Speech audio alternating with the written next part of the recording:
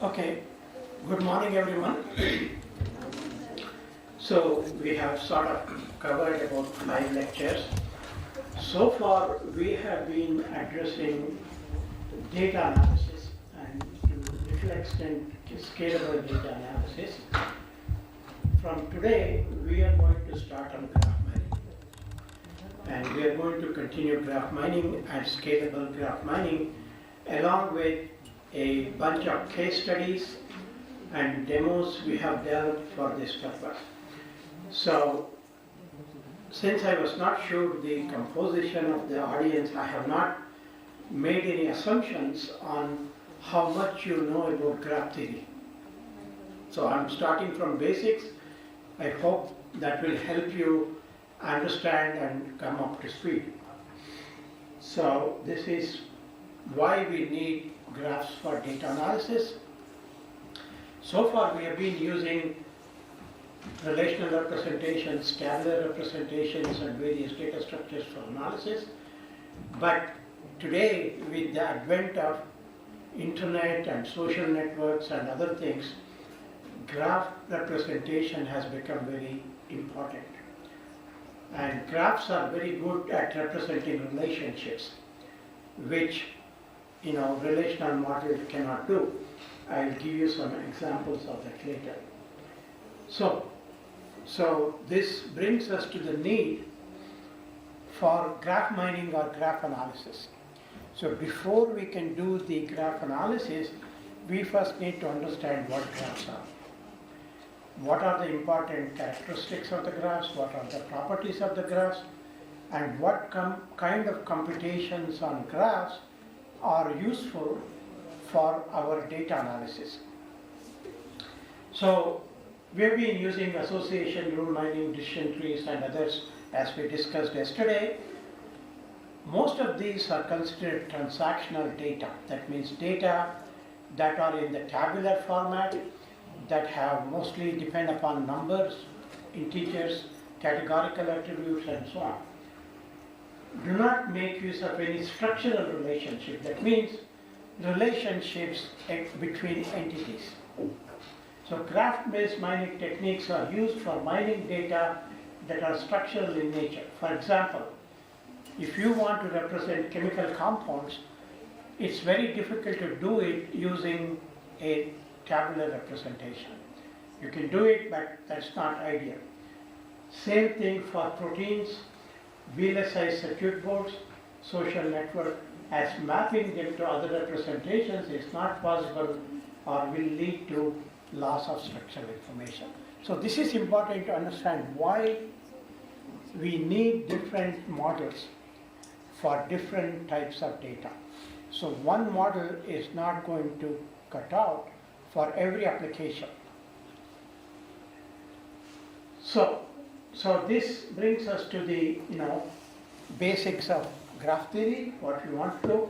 So I usually start with this example. I don't know how many of you are familiar with it or heard of it. So there was a problem that is called the 7 Bridges of Königsberg. Now it's a real town in Russia, known as Kaliningrad. It's a historically notable problem in mathematics or graph theory. This came about around 1736. You can see that it's almost 500 years ago, or more than 500. So graph theory has been around for more than 500 years. So we are not reinventing graph theory at all.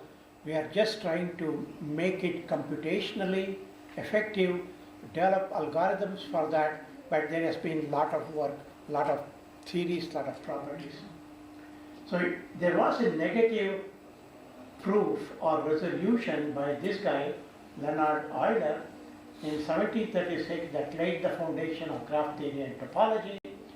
This was a real world problem, was solved using a mathematical tool. So this is important to understand. This is a real world problem, and how do you solve it? First you have to model it in some way so that you can apply techniques for solving it in some way. So in this case, graph theory and topology was used, So what was the problem? So here is the problem.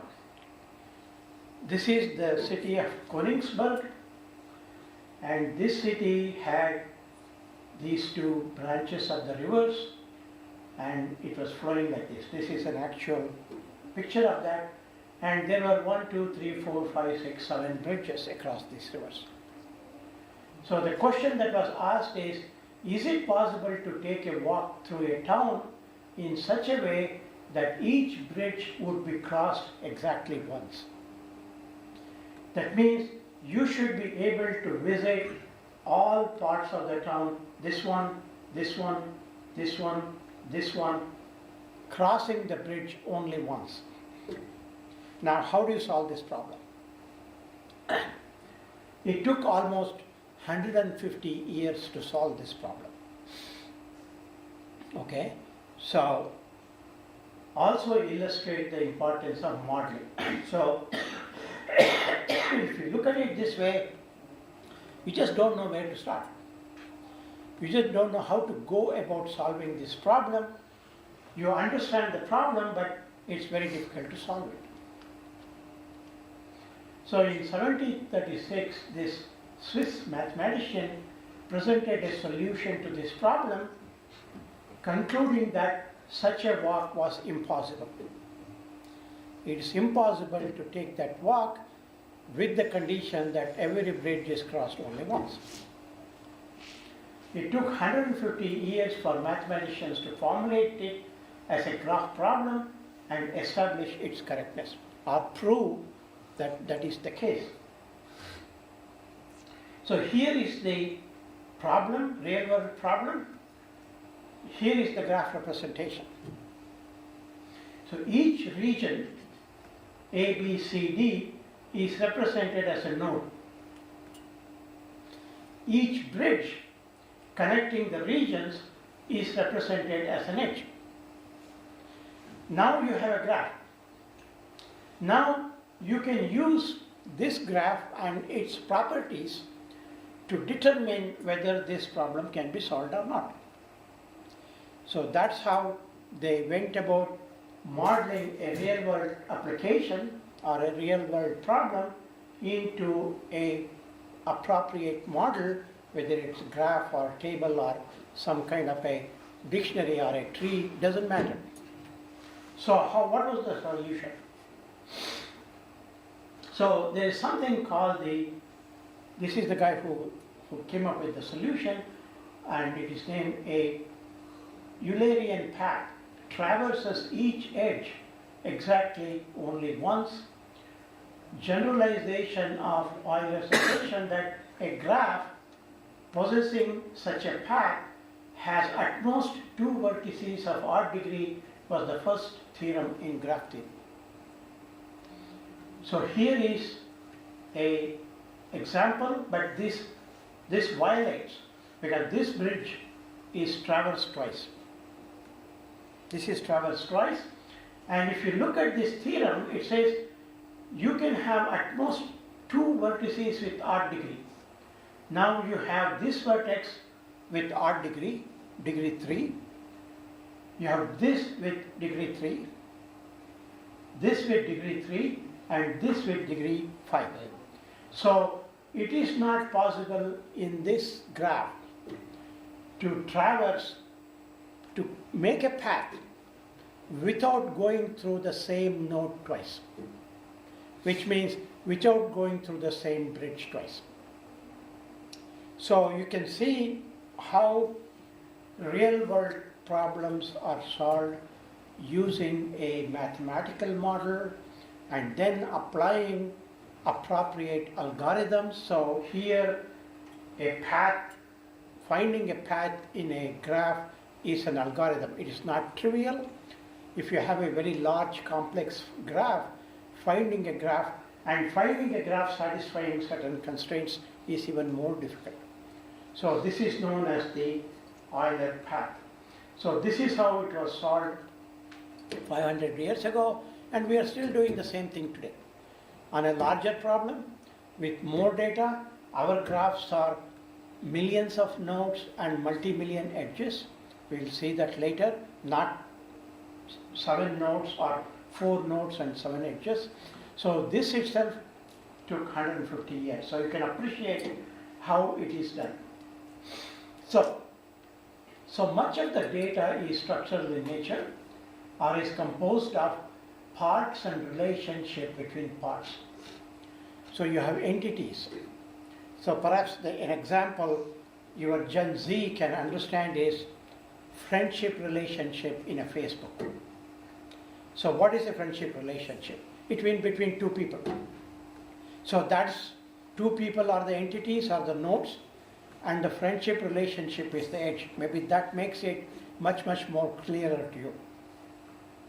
Most of the existing data analysis mining algorithms are based upon transactional representation or tabular representation. Scientific data sets with structures, layers, hierarchy, or geometry often do not fit well in this transaction setting, protein structures, chemical compounds. Therefore, we need algorithms that take into account the structural relationships.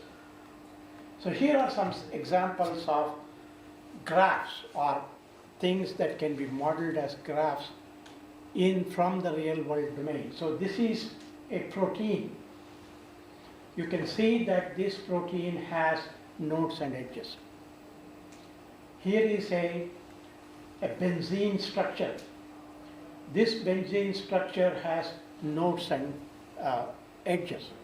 So you cannot represent it as a table in a very easy way, or even if you represent it, it's very difficult to understand it. So here is the protein represented using a graph.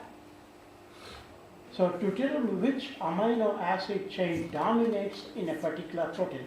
So this is important. So in all these biological applications or chemical applications, the structures seem to be repeated. Even in a benzene, you can see that some structure is repeated again and again. That repetition means something.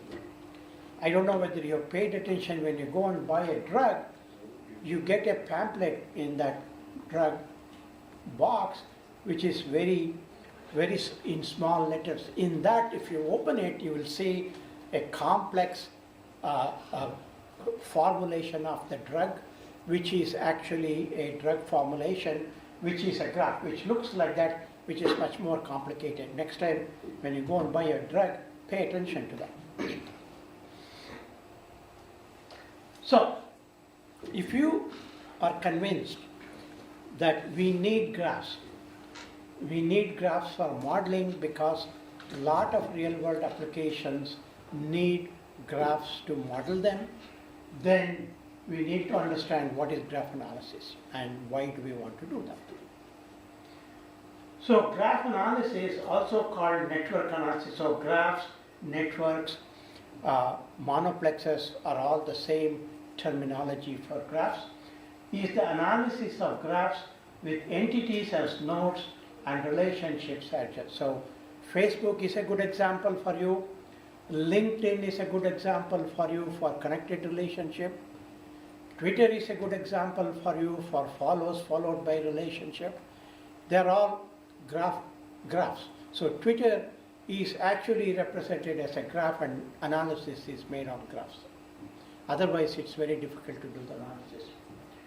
So you may want to find shortest path. You may want to find minimum spanning tree. You may want to find a Hamiltonian cycle or Eulerian path. You may want to search for triangles, cliques, exact and inexact substructures. So these are some of the algorithms. In addition, you may want to search for communities. You may want to search for substructures. You may want to search for centrality nodes. You may want to consider bipartite graphs, max flow pairs. There is a lot of work in max flow pairs for in the area of electrical engineering and others. So somebody has to come up and develop these algorithms, and somebody has to use those algorithms. So that's the basis of data analysis. So unless you know what algorithms are available, and which algorithm is appropriate for what purpose, you cannot become a good data analyst. Otherwise, you will just randomly apply what you know and not what is needed. So the approach is to identify an appropriate graph representation for the real world problem, identify the solution in terms of graph property or computation. So here are some examples. Most of you have heard of the traveling salesman problem. Have you heard of traveling salesman problem? So do you know how complex it is to solve that? It's an NP-complete problem. So you use dynamic programming techniques or heuristics or approximations for solving that. So this problem, for those who do not know, so here is a traveling salesperson. His job is to sell whatever he is selling, drugs or some other items, and he has to visit 10 cities and make sales. So now the question is, in what order should he visit these cities? Which order will be the lowest cost in terms of travel? Of course, you can randomly choose one city, randomly go to the next city, go to the third city, then the cost is very high and the cost cuts into your profit. So the optimization problem is find the lowest cost or the shortest distance route among the cities that he has to travel and sell his stuff. Now, if you have 1 or 2 or 3 or 5 cities, it's very easy to do that. You can manually do that. So this is the small data analysis manually with intuition. But what if you have 100 cities? And then you may not have connectivity between all cities. There may not be roads between every city, right? Then you have to draw the edges depending upon connectivity. And then you have to analyze this 100 node and maybe 600 edge graph to figure out the lowest cost route. And in that, you want to visit each city only once. You don't want to visiting the same city more than once, right? So that is the problem. But what if you have 50,000 nodes? That is the scalability issue. 5 nodes, 100 nodes, 50,000 nodes. So these are the ways we look at. So till now, mathematicians were solving the 5-10 node problem because it can be done very easily by humans and intuition, and based upon that they developed a bunch of theorems. They developed a bunch of properties, but computation was difficult. So if they changed it to 50 node problem, manual computation was very difficult. That is where automated and computer algorithms come into picture. The algorithm was there, but applying the algorithm for 100 node problem was not easy because the number of steps are very large, but computers can do it very nicely. So that is why if you have a shortest path algorithm for a graph, then you can apply it for 50 nodes. Let us say it will take 5 minutes. If you run it on 50,000 nodes, it may take 1 hour. If you don't want it to take 1 hour, then you have to worry about scalability, distributed and parallel processing. So that's what will come to that. So understand the differences between different types of this. There is also the Hamiltonian path cycle, which is also NP-complete. Eulerian cycle, which is in linear time. PageRank algorithm. How many of you are familiar with PageRank? Or at least heard of PageRank? You haven't? How many of you use Google? Almost everyone, right? You use Google, but you don't know what PageRank is. That's really sad. Because what Google uses underneath to give you the answer you look for so much is PageRank algorithm. So the bread and butter of Chrome is PageRank algorithm. And that algorithm is not very straightforward. It's a graph algorithm. So think of a graph where every web page is a node. So how many nodes do you think you have? Billions? And think of any reference to any other page, a URL from that page to another page as an edge. How many edges do you think you have? 5 billion into at least 3 or 4 per page? 20 billion edges. Now you have to compute the page rank on a graph with 5 billion nodes and 20 billion edges. Think of the complexity and difficulty, but you get an answer within a second, right? And you are very happy about it, right? But you don't want to understand what goes on behind it.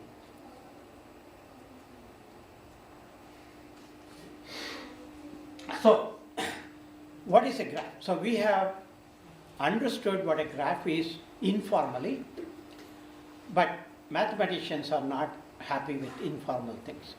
They want very precise definitions of everything because they want to prove things, not just approximately say something. So that's very important to understand. In mathematics, graph theory is the study of graphs, which are mathematical structures used to model pairwise relationships between objects. Pairwise means these relations are between two objects. So certainly, Facebook friendship fits it very well. LinkedIn fits it very well. Twitter also fits it very well. But there is also something called, you can have more than two, which is known as the hyper edge and hypergraph. We will not discuss that. A graph in this context is made up of vertices, also called nodes or points, which are connected by edges, also called links or lines. A distinction is made between undirected graphs, where edge links two vertices symmetrically, and directed graphs where edge links two vertices asymmetrically. So, when you have an edge, it can be a bidirectional edge or it can be unidirectional edge. In some situations, so for example, when you say greater than as a relationship, 100 is greater than 50. Then you draw an arrow from 100 to 50, but then you have to put a direction, right? 100 is greater than 50, but 50 is not greater than 100. You cannot draw the other edge. So it is not that always you will have both edges. In many cases, the edges are one way, but in many cases, the edges can be both way.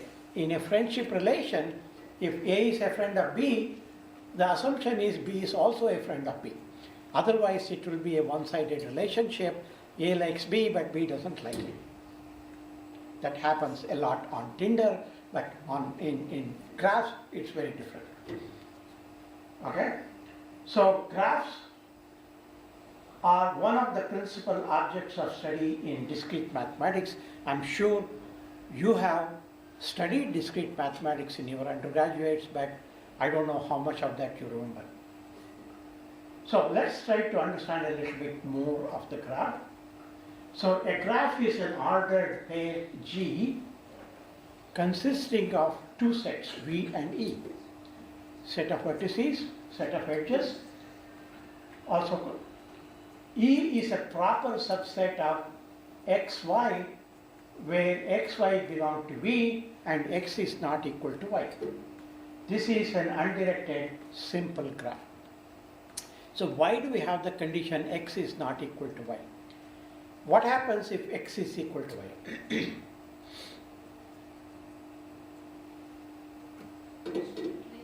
Huh? Straight line. Can you, I can't hear you, can you? Straight line graph. Huh? When x is equal to y, the straight line graph forms. Okay, can somebody repeat it? I mean, what happens if x is equal to y? What kind of graph do you get? Straight line. Huh? Straight line. People are saying that this straight line graph would form if x is equal to y. No, not straight line, not good. You get a loop. If x is equal to y and there is an edge, the edge is that edge to itself. So that is a loop. So in a simple graph, loops are not allowed. Cycles are there. Cycle is not the issue. You can have x to y, y to z, z to a, z to x. So cycles are not the problem, loops. If x is equal to y, then you can have a loop in the graph. Otherwise, you cannot have a loop in the graph.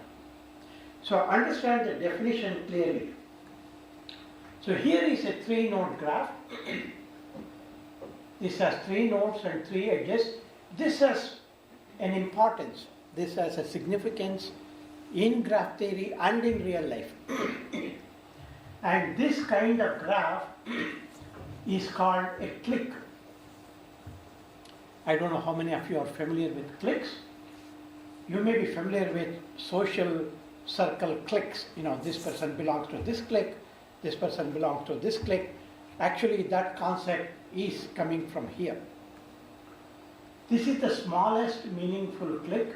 It is also known as a complete graph, shows each node connected to every node. So my question to you is, why is this structure important?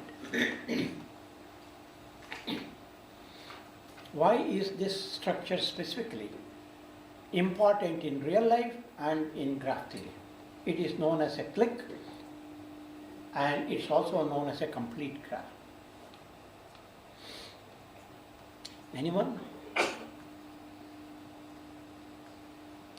So think of these 3 nodes as 3 people.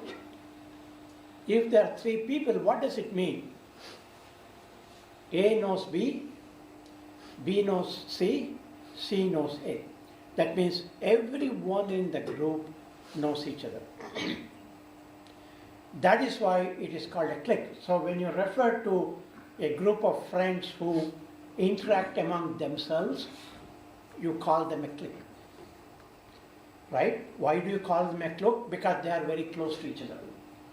They interact with only themselves. They don't interact with the outside world very much. So there may be different cliques for different things. So the notion of cliques is important because it's the strongest relationship you can find in a graph.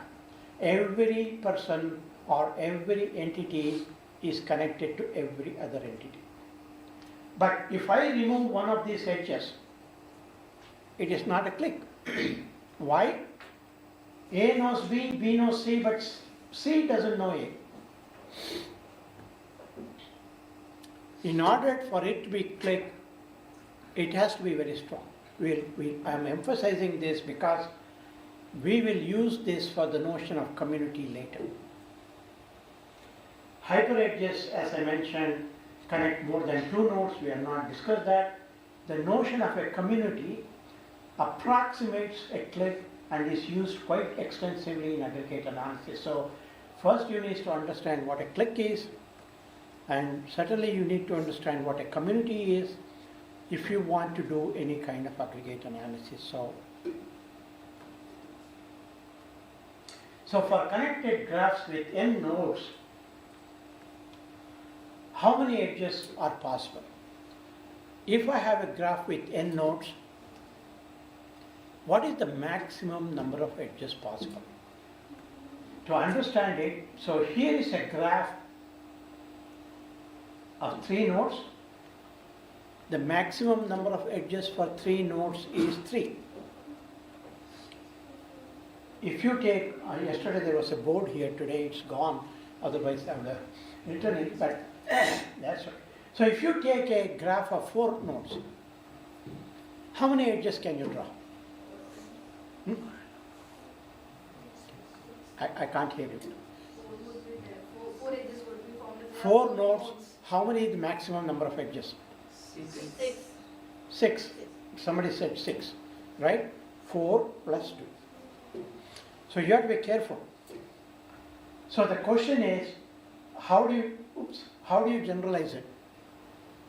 If you have n nodes, how many edges can you have undirected?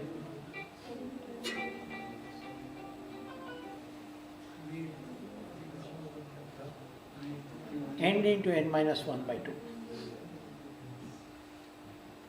That is what a complete graph is. There is also the notion of sparse graphs that have very fewer edges. Linear graphs also have linear means the nodes are connected one to each other. So connected and disconnected graphs. So if you have a set of disconnected graphs, then it is called a forest. Typically, vertices are numbered uniquely for analysis purposes. Most packages expect it to start from 1. Why? It is important to understand because sometimes the data set may or may not start from 1, but if you want to do the analysis, you have to renumber them to start from 1 and then you have to map them, otherwise the package will not give you the correct results. You can also have labels. This is very important, we'll come to that. So in the transactional model, there are no question of labels, right? There are attributes and values, columns and values. But in a graph, I can have a label for the node. I can say this node represents a person, this node represents a faculty, this node represents an animal, this node represents a building. So I can have different labels for nodes. Similarly, I can also have different labels for relationships, edges. It may be a friendship relation, it may be a connection relation, it may be a follows relation, it may be a greater than relation. So there are large number of relationships that you can express, large number of node types that you can have. And you can have multiple nodes. So you can also have labels for nodes and edges. You can have multiple labels as well as for nodes and edges. So Freebase is a knowledge graph. If you are familiar with it, you can look it up. You can also associate weights. This is very important. When you draw a graph, typically we draw a graph without anything, but if you draw a graph of a road transportation network and you are connecting two cities, you can put the distance as the weight, right? Because that is useful if you want to compute the smallest distance connectivity for cities. You need to make, it's not enough if you have a path. One path may be larger, one path may be smaller, so you need to take into account the distance between the cities. So different problems need different features for accurate modeling analysis. So graph-based data model, graph is an intuitive and obvious choice for data sets that have structural information, meaning relationships. Graphs can be used to accurately model and represent many diverse data sets. Graphs are suitable for capturing arbitrary relationship. It doesn't matter what relationship it is. The graph is still a graph, but the labels will be different. Node labels will be different, edge labels will be different, node weights will be different, edge weights will be different. Graphs are suitable for capturing arbitrary between various objects. Graph-based mining analysis aims at discovering communities. We just discussed the notion of click and their approximation. Centrality nodes, we will come to that. Interesting and repetitive patterns, this is known as substructure or motifs. Temporal evolution of events. So you may want to know how things have changed over the period. So if a telephone company has a snapshot of a graph of their customers and their calls up to this point, then they can have another graph for the next 3 years. Now there is a difference between these two graphs. Some connectivity might have been gone here, new connectivity might have established. You want to analyze the difference between them, how things are changing. So what are the application domains? So this is the basis why we are looking at it. Chemical reaction chains, computer-aided design circuit analysis. Computer-aided design circuit is essentially a graph. Layout is a graph. And you need to make sure it's planar. It's a planar graph. You cannot have crossovers. Social networks, credit domains, web analysis, games. Most of the games, whether it's tic-tac-toe or chess or any of them, are modeled as graphs. And the movement are also models of from which node can you reach which other node. Program source, this is very popular. So when you write a program, there is a whole theory of program profile and program analysis. So how do you analyze a program? So you can convert it into a graph based upon the flow of execution. Character recognition, Chinese characters and other characters, geology, web and social networks, friends in Facebook, follows in Twitter, connected in LinkedIn. So how do we map a real world problem to a graph? So these are the things that are used. Any object or an entity is represented as a node or a vertex. Object's attributes is a vertex label. So if you have a person's height, weight, eye color, whatever it is, can become labels for that node. And it will be unique for each person. The labels will be different for each person. Relations is represented as edges between objects. Type of relation is an edge label. Now for analysis from this graph, you have the notion of a substructure. What is a substructure? We'll see it maybe, if not today, tomorrow. Connected subgraph. It's a smaller, remember I talked about the benzene rings, small substructures that repeat many times. That's a substructure. And the reason, this is also true in DNA, GTAC and other things, they keep repeating. There is the difference between a substructure and its instance, a specific instance of the substructure, the notion of a community, group of nodes that are strongly connected. It doesn't say completely connected. So remember that. It's not completely connected, but it is strongly connected. There is a difference between that. Then there is this notion of centrality, hubs, betweenness, closeness, eigenvector. If you count the number of frequent substructures, then it becomes counting substructures. So now what are the different types of graphs we use for modeling? The first one is what we saw, the notion of a simple graph, also known as a network on a monoplex. Nodes are entities, single edges between nodes, weighted or unweighted, single or combination of feature-based relationship. Algorithms exist for shortest path, spanning tree, finding cycles, communities have subgraph mining, frequent subgraph counting, etc. So this is a simple graph, does not have loops. Then we have the notion of what is known as attributed graphs. So what is the difference between a simple graph and an attributed graph? Still, nodes are entities, they can have labels, but you can have multiple edges between same nodes. So another example that you guys can understand is, if there are two people and both of them are on Facebook and on LinkedIn and on Twitter, then they have three relationships. One for the Facebook, one for the LinkedIn, one for the Twitter. These are different relationships, right? One is friends, one is connected, one is follows. Semantically, they are not the same. So if you want to represent multiple relationships between the same nodes, you cannot do it with this. You have to do with this. So multiple edges, edge labels. But the problem with this type is there are not many algorithms for that because it's a complicated data structure. Suppose say you have an attributed graph and there are 5 different relationships. If you want to analyze only one relationship in that graph, how do you do that? You have to separate that graph into a simple graph and then analyze that. You want to analyze a different relationship, you have to do the same thing. Third relationship, you have to do the same thing.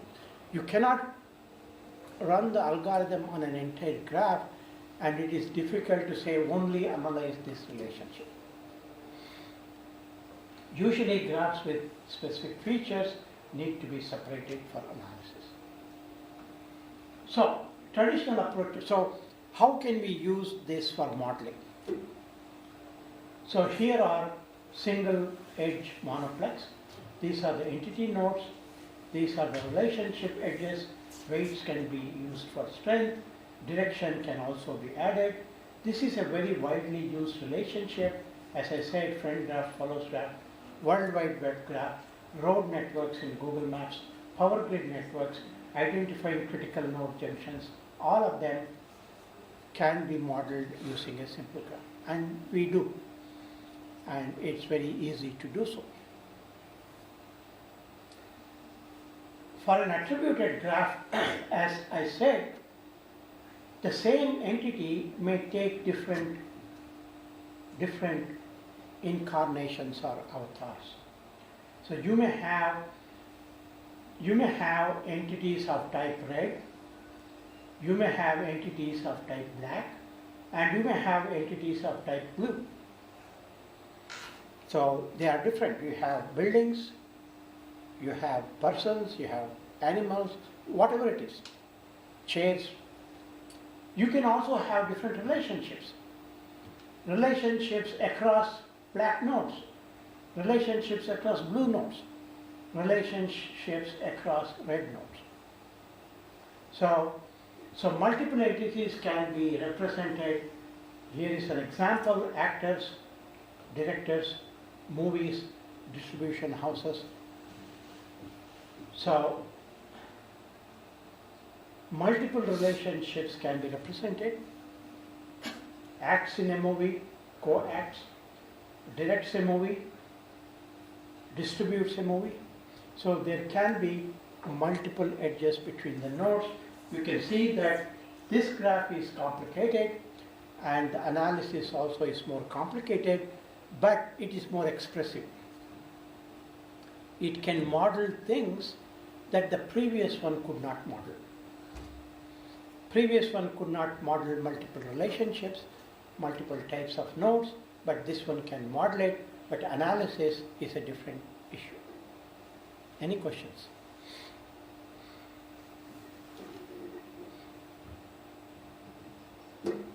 No?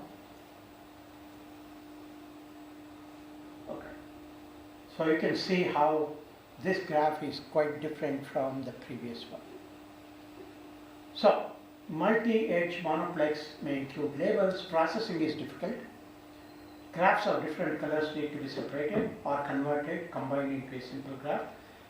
And during that process, information may be lost. If you just say all nodes are similar, then there is some loss of information. Okay. So here is a sort of a what we call a back of the envelope comparison of various features: modeling clarity, aggregate analysis flexibility, computational efficiency, drill down and visualization for these two types of graphs. So modeling clarity, it doesn't support a lot of things, multiple relationships.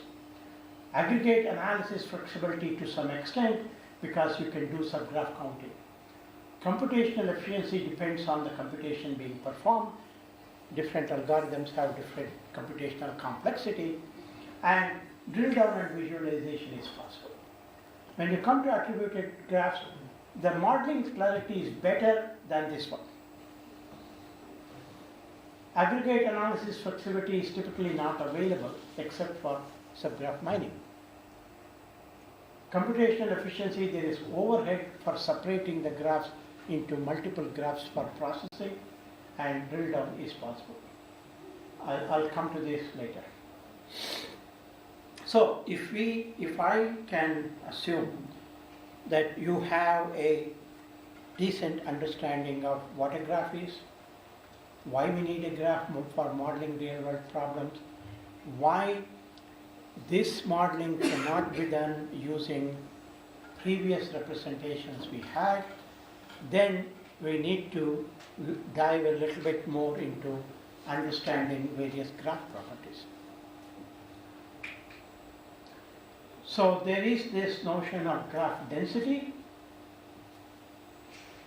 It represents the ratio between the edges present in the graph to the maximum number of edges that graph can contain.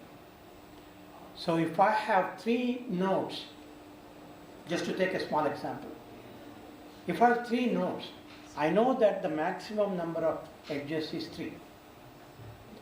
But if the graph has only 2 edges, then the density is 2 over 3.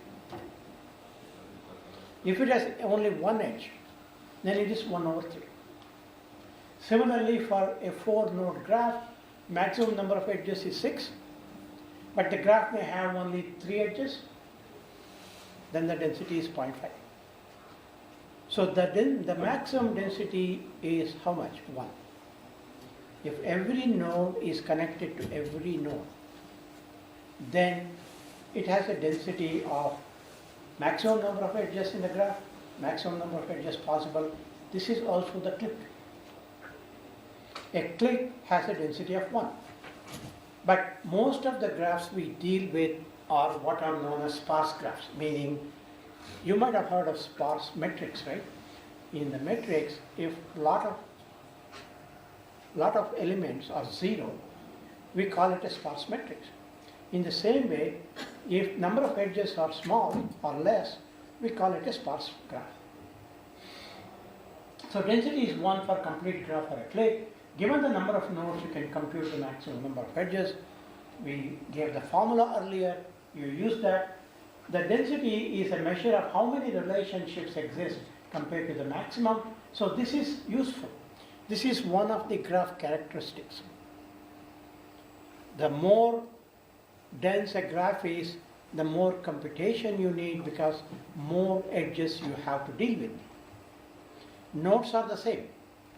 Here, density is purely based on the number of edges for the same number of nodes. Remember, for a directed graph, the number of edges possible is twice the number of 1 because you can have 1 this way, 1 this way. Sparse and dense graph, there is no defined threshold for this. So the threshold, if it is 0.1, if the density is 0.1, it's a sparse graph. You can assume if the density is less than 0.5, it is a sparse graph. If the density is greater than 0.5. So whatever threshold you use, you can use it. So, another property, distance between 2 vertices. This is defined as the shortest path between vertex A and vertex B. You take a graph and you take two vertices. Remember, there can be multiple paths, right, between the same 2 vertices. But the number of edges between those vertices need not be the same. So that is why we have the shortest path, meaning the less number of edges between the 2 points.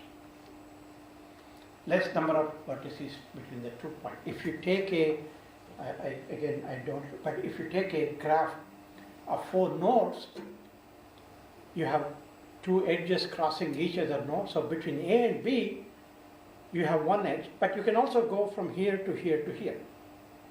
That is 2 edges. That is not the shortest path. Then there is the notion of eccentricity of a vertex, maximum distance from a vertex to all other vertices in the graph. So you take a vertex and compute its shortest distance to every other node. And the maximum value is the eccentricity.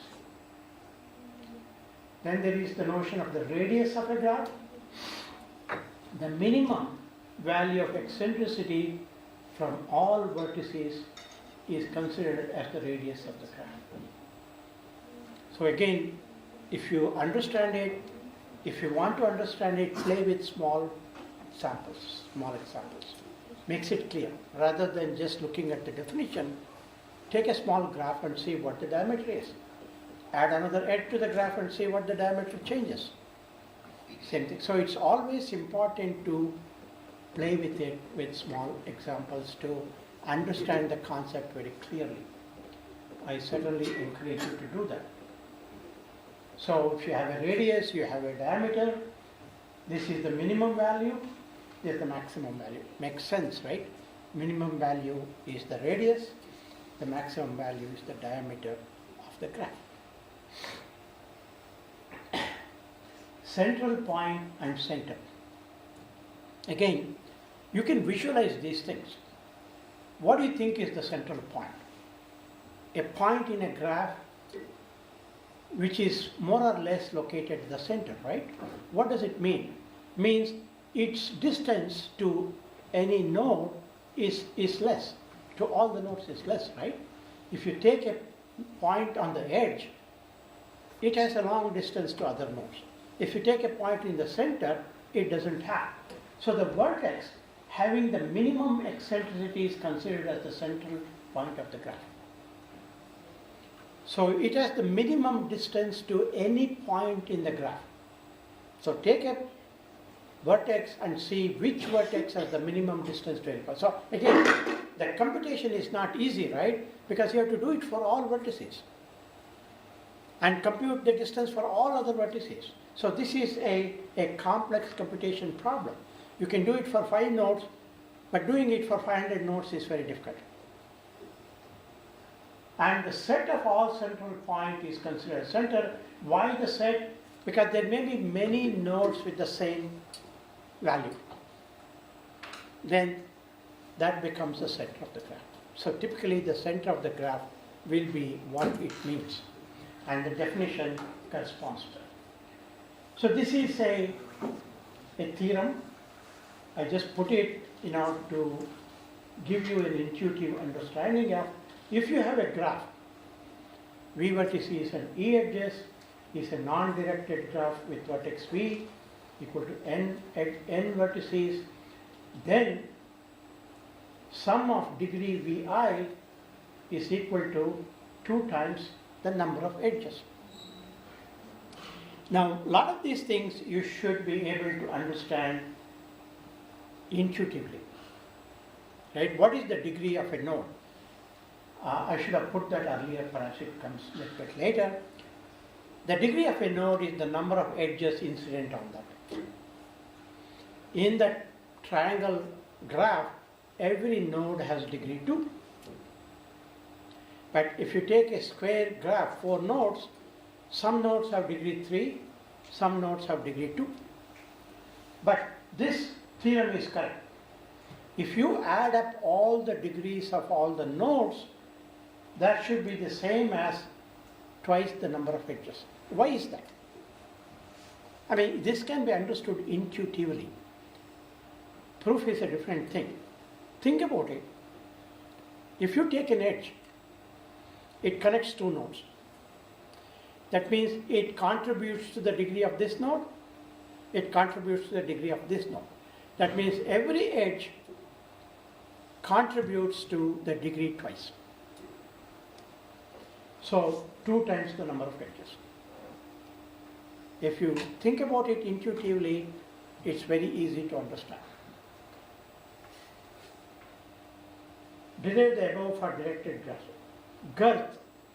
Girth is like the circumference. The number of edges in the shortest cycle of G is called the girth. Then we have the notion of connected graphs. This is important to understand. A graph is connected if every pair of vertices in the graph is connected. That means there should be a path from every vertex to every other vertex. Otherwise, it is not a connected graph. So if you take an isolated node or 2 graphs, then this is a connected component, connected graph, this is a connected graph, but there is no path between these 2. That means there is a path between every pair of vertices. An undirected graph that is connected is called, that is not connected is called disconnected. An undirected graph G is therefore disconnected if there exist 2 vertices in G, that no path in G has these vertices as endpoints. A graph with just 1 vertex is considered by definition connected. An edgeless graph with 2 or more vertices is considered disconnected. So these are the definitions. A connected component. So a connected component means if you are given a graph, you may have multiple connected components, and that is also called a forest. So a connected component is the maximal connected subgraph of an undirected graph. Each vertex belongs to exactly one connected component, as that each edge. A graph is connected if and only if it has exactly one connected component. So if there is only one connected component, then the entire graph is connected. Then there is the notion of bipartite graphs. Have you heard of bipartite graphs? How many of you go on Tinder or any of those things? How many of you go? You may want to disclose that, but I'm sure you are familiar with Tinder, if not with bipartite graph. What does Tinder use? Bipartite graph. Males are one set of vertices, females are another set of vertices, and they try to match. That's a bipartite graph.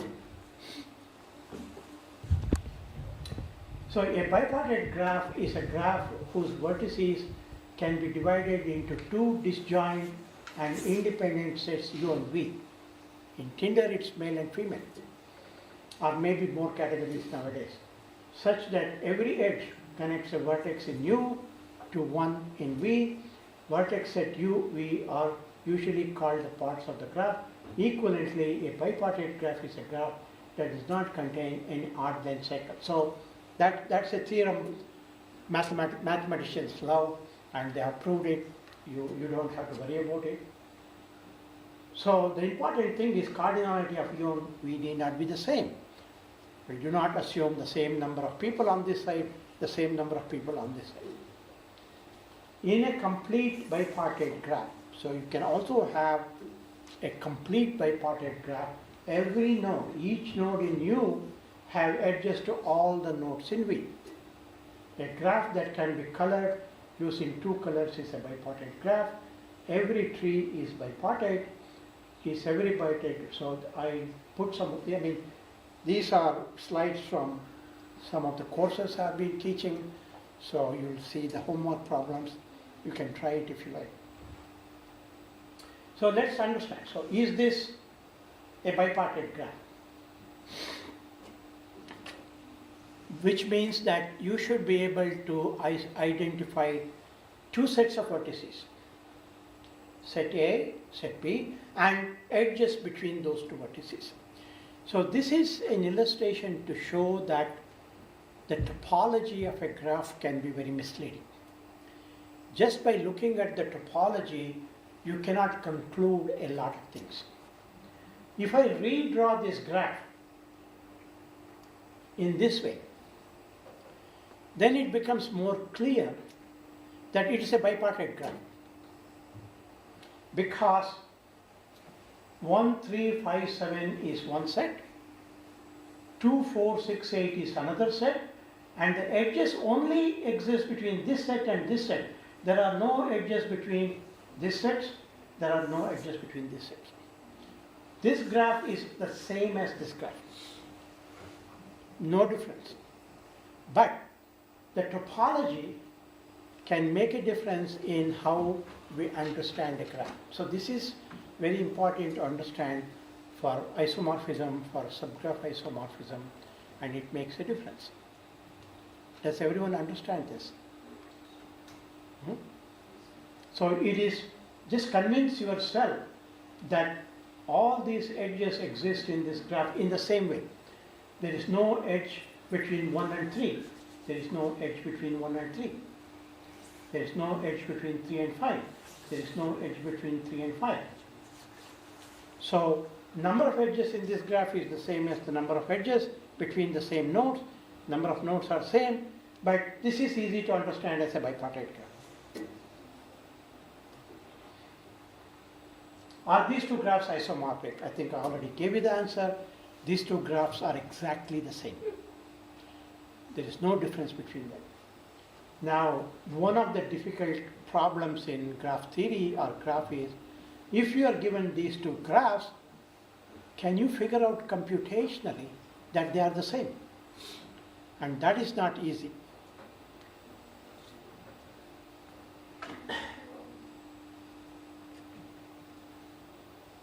Okay.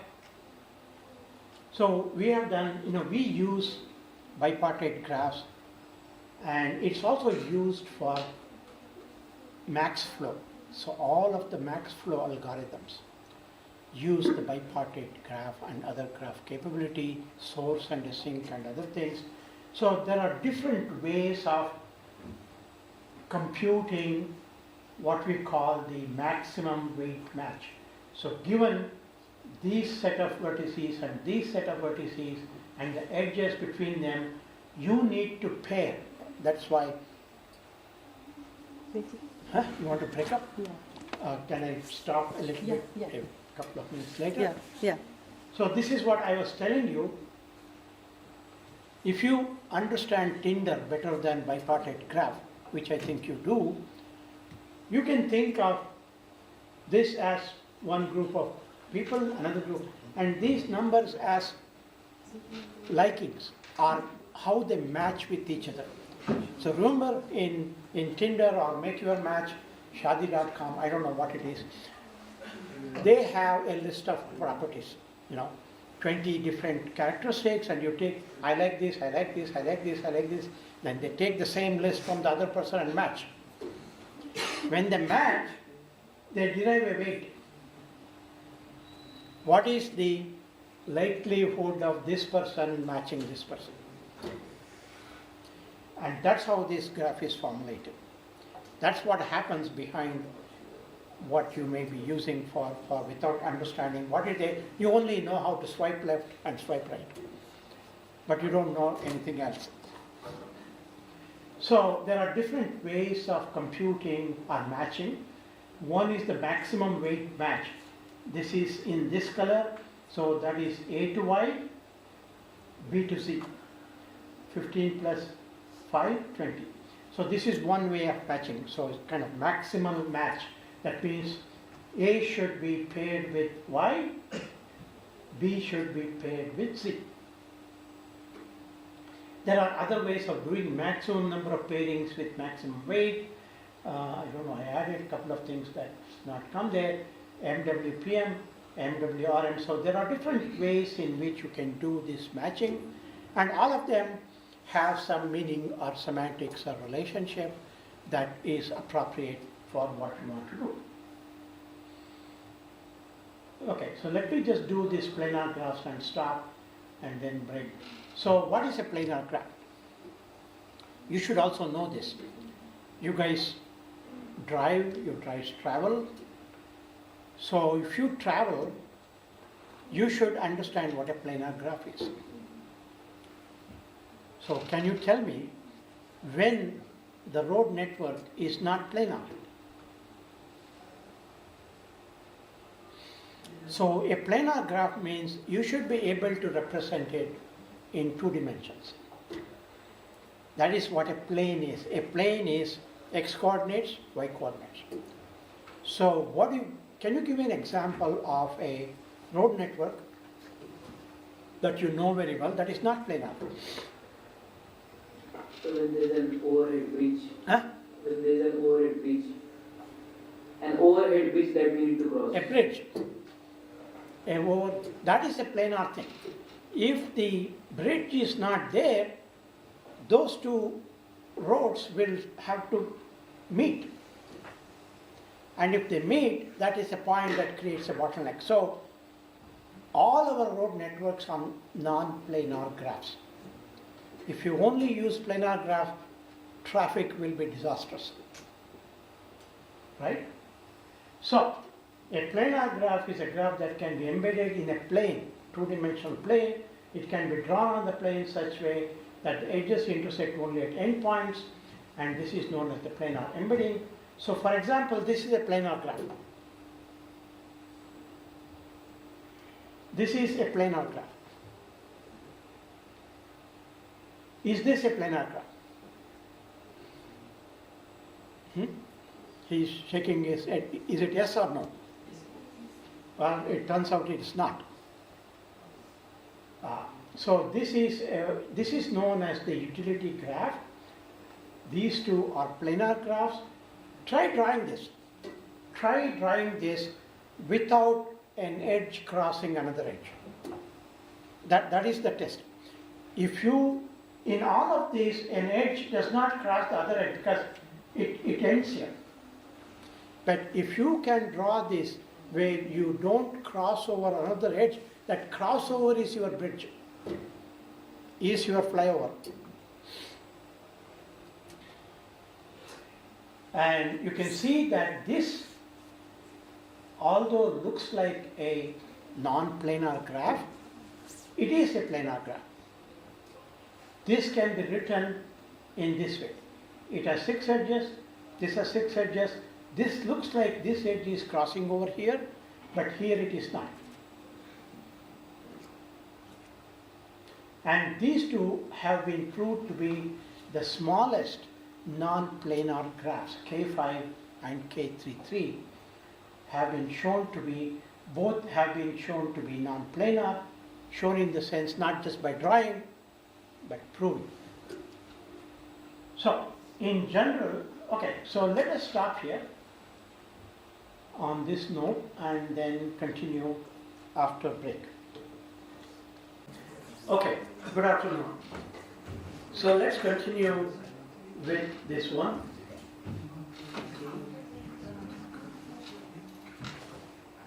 So, in general, graph algorithms require a systematic way of exploring a graph.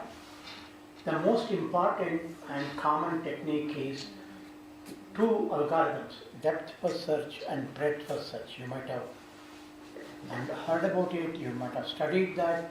I'm going to give just a brief understanding of it. Several algorithms have been produced for planarity testing, and these guys, Hopcroft and Tarjan, were the first to show that planarity testing can be done in linear time. So this is a big thing. If you can do something in linear time, that is the best. You cannot do much better than that. A finite graph is planar if and only if it does not contain K5 or K33 as a minor, and this is K5 and this is K33. Any graph that contains this smallest non-planar subgraphs is non-planar. That's all it is.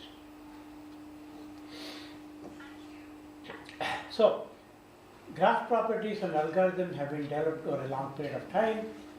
So the difference is mathematicians concentrated on graph properties, proving graph properties, Hamiltonian cycles, subgraph S1, coloring problems. Focus was on complexity, feasibility, not on the size and mechanical computation. I think this is what you need to understand, what was being done earlier theoretically and what is being done now computationally. So they did not have access to the powerful machines, so they could not go beyond small problems, but they have done a lot of work which we are still relying on using.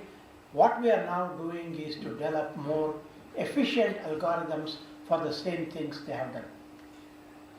So with the advent of computers, modeling using graphs and computation on graphs was useful to solve real-world problems, shortest paths, minimum weight spanning tree, hubs, communities, etc. So this is just a snapshot of various algorithms like breadth first search, depth first search, topological sort, minimum spanning tree, prim algorithm, and other things with time complexity, space complexity, application, and other things. So to summarize, a very powerful data structure. Graphs are very powerful data structure for modeling and for analysis. It is not enough if you can model something to be amenable to analysis. Take for example, relational model. If you model an application as a relational database, and if you cannot query it, what is the purpose of that? So SQL, which is which has a foundation in set theory, has been very useful because you can write powerful queries and embedded algorithms using that. So that's very important. Many aggregate algorithms can be used to infer knowledge from this representation. As the graph sizes increase, parallel processing approaches become more important. For this, algorithms need to work on partition. So this is another thing. If you have a traditional data, it's easy to partition them.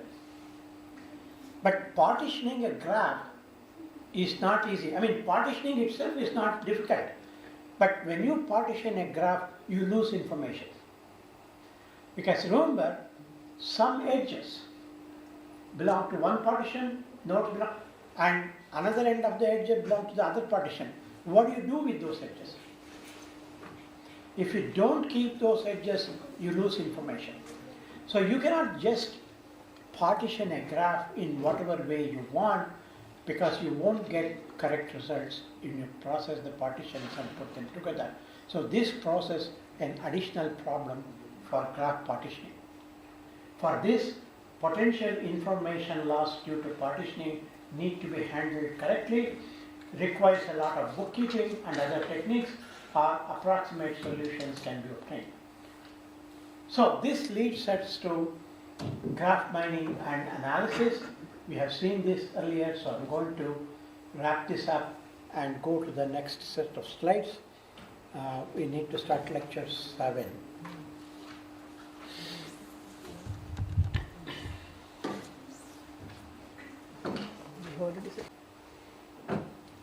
Two graph models, simple graph and attributed graph, but we have focused on traditional algorithms on the graphs: shortest path, various cycles, minimum spanning tree, and other things. Now we are going to look at aggregate analysis. Now aggregate analysis is somewhat different from the algorithms that we have seen, or algorithms that we wanted to use in the graph earlier. What aggregate analysis means, you are trying to get a broader understanding of what is in a graph, a more general and global understanding of what is in a graph, and this is done using various concepts such as the notion of a community, the notion of a hub or centrality, and the notion of a substructure. There are also motifs and various other things we will not have time to go into. So, just to give you an understanding of the complexity involved in various things, enumerating all the substructures of a graph has exponential complexity. So if you want to systematically enumerate all subgraphs from a given graph, so suppose say you have a graph of 50,000 nodes and 100,000 edges. Now you have to enumerate graphs of size 1, that is one edge, graphs of size 2, subgraphs of size 2, all subgraphs of size 2, all subgraphs of size 3, that's an exponential problem. So the number of such is 8. So this is very computationally intensive. Subgraph isomorphism that we will see is also NP complete. Remember I talked about two graphs, bipartite graphs, they are isomorphic. To finding whether this graph is isomorphic to this one is NP complete. However, there is a difference between subgraph isomorphism and graph isomorphism. This belongs to a different category. The other thing is there is something called the notion of canonical labels. So you can order a graph using the notion of canonical labels, and that computation is factorial. Factorial is really bad. Factorial is worse than exponential, where V is the number of vertices. All approaches have to deal with the above in order to be able to work on large data sets. Different approaches do it differently. Scalability depends on the approach and the use of representation. So this is very important to understand. So we just talk about scalability, but achieving scalability is not easy. So let us look at community. So what is a community? Remember I talked about a clique, and then I said community is an approximation of a clique. So we are going to detect communities in a very large graph. So some real life examples of where community is useful from an analysis perspective. Groups of people who are friends on Facebook. So if you want to find all the people or different groups that are friends on Facebook, it is not that everyone is a friend of everyone, right? There will be cliques. This set of people are friends together, another set of people are friends, another set of people are friends. So if you take the Facebook graph, which is very large, remember, number of nodes are in millions. Edges are also very large because of the friendship. Now you have to detect communities. Which group? This group, how many nodes it has? How many edges it has? This community, how many? Because the interaction between these communities is very less. There are very few friend relations between this community and this community. But this community is very strong, this community is very strong. The same thing is true on LinkedIn. So certainly it is possible for me to take a Facebook graph and find communities. I can also find connectedness for LinkedIn graph. But if I want to find together what are the communities across Facebook and LinkedIn, that is not easy. That's what this one is saying. Groups of people who are friends on Facebook and connections on LinkedIn. How do you find that? So we will see this tomorrow using the notion of multi-layer network, how this can be accomplished. Groups of researchers who have collaborated on research papers. Again, not every researcher collaborates with everyone else, right?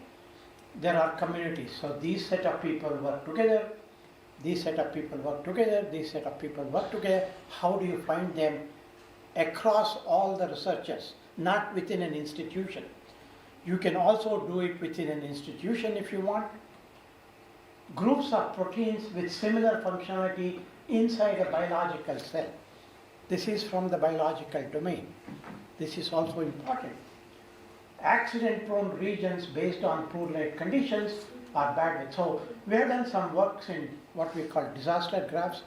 So we have data set from UK accident. So UK has a huge data set for each year where they have listed every accident for that year. Location of the accident, latitude, longitude, road condition, weather condition, whether it was snowing, it was not snowing, whether it was raining, whether it was sunshine, whether it was a fatal accident, whether it was a non-fatal accident. So you may ask, why is this important or why is this useful? So if you have this kind of data, they want to know what are the regions where a lot of accidents are happening. How do you find that out? How do you find out the regions where there is a concentration of accidents, maybe due to a particular weather condition? Due to rain, this particular region has a lot of accident. Due to snow, this particular region has a lot of accident. This is useful because they have to take remedial or preventive measures. And if you have a limited amount of budget, then they have to decide where to spend it. Okay, so these are the real world questions that needs to be answered by the analysis.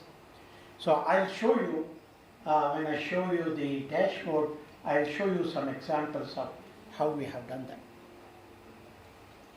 In general, group of entities who share common properties and or play similar roles need to be detected as a community. So let's take an example to make things clearer. Suppose say you have this graph. This is by no means a very large graph.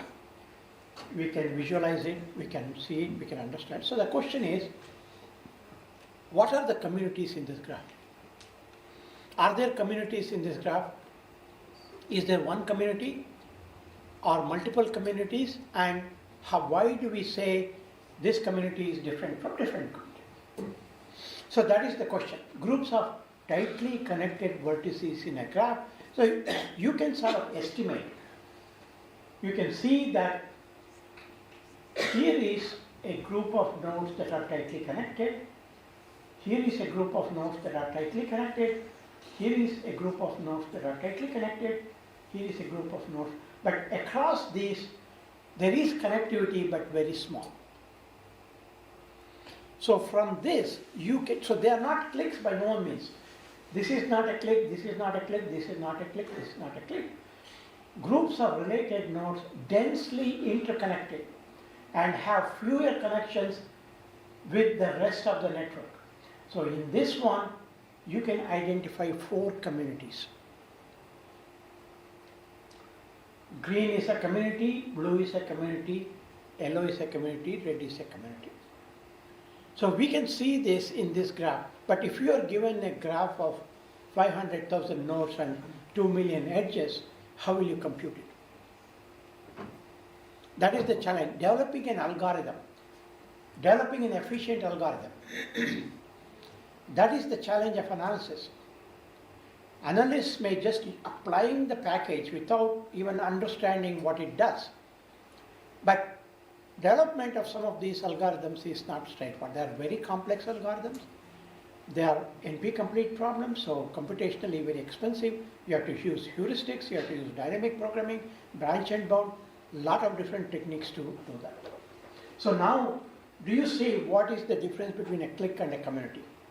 Why these 4 can be identified as communities in this larger graph. So given this graph, can we spit out these 4 communities as communities whose property is they are densely interconnected. Each of them is densely interconnected, but fewer connections with the rest of the network.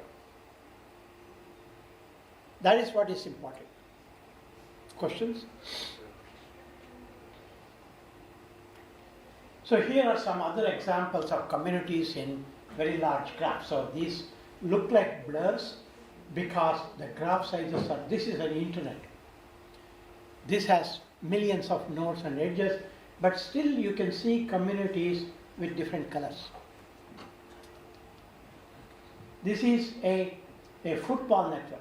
So in the US, football is a big thing, and you can see, in this one you can clearly see there are net communities here, there are sparse connections between there, so there are different communities.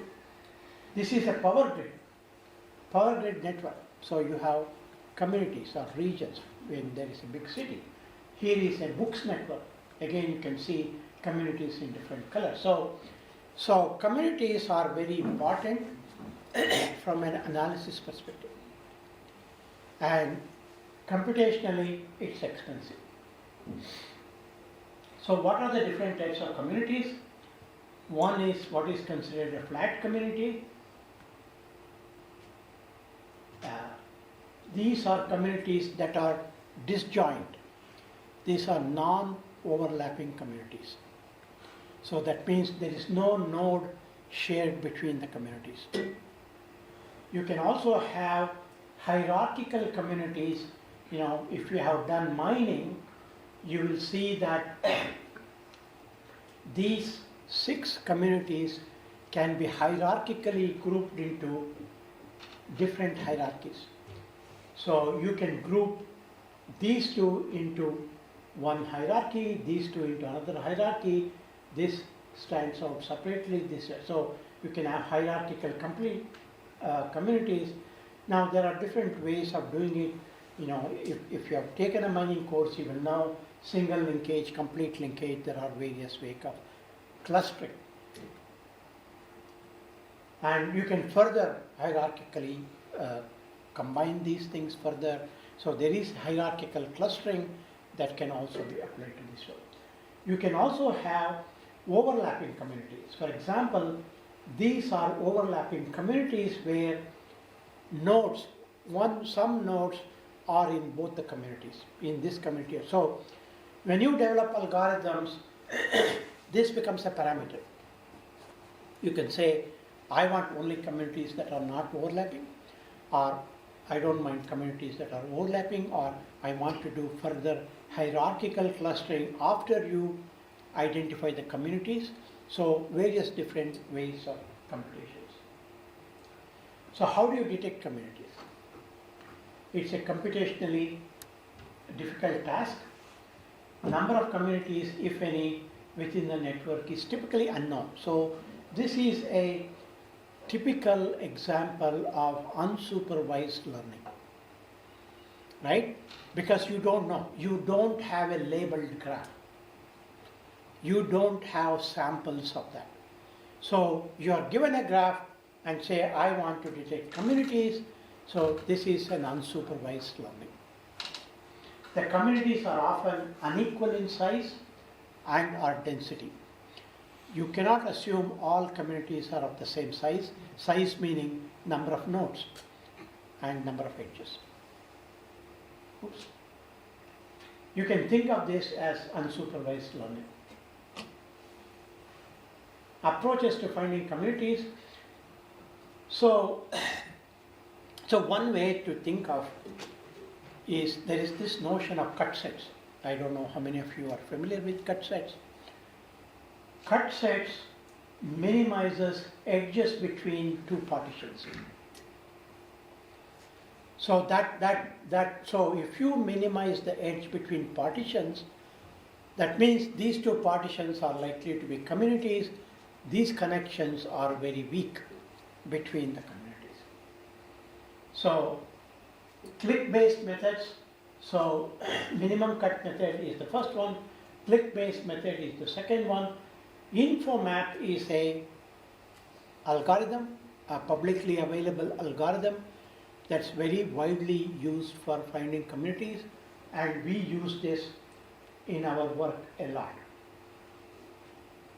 So this exploits what is called the information theoretic duality between the problem of compressing data and the problem of detecting and extracting significant patterns or structures within those data based on information flow uses random locus movement. So it's very difficult to explain the complete process in a short period of time, but essentially it partitions, it uses, it tries to compress and see how many different and what kind of information flow. Why information flow? Because that indicates the number of edges. Less number of edges, less information flow. More number of edges, more information flow. This is also another very popular method called the Louvain method. We use this quite a bit in our work. This uses a different way of computing communities, measures the density of links inside communities compared to links between the communities. So this is one way to think of a community. Communities are dense and the thing in between are not very dense.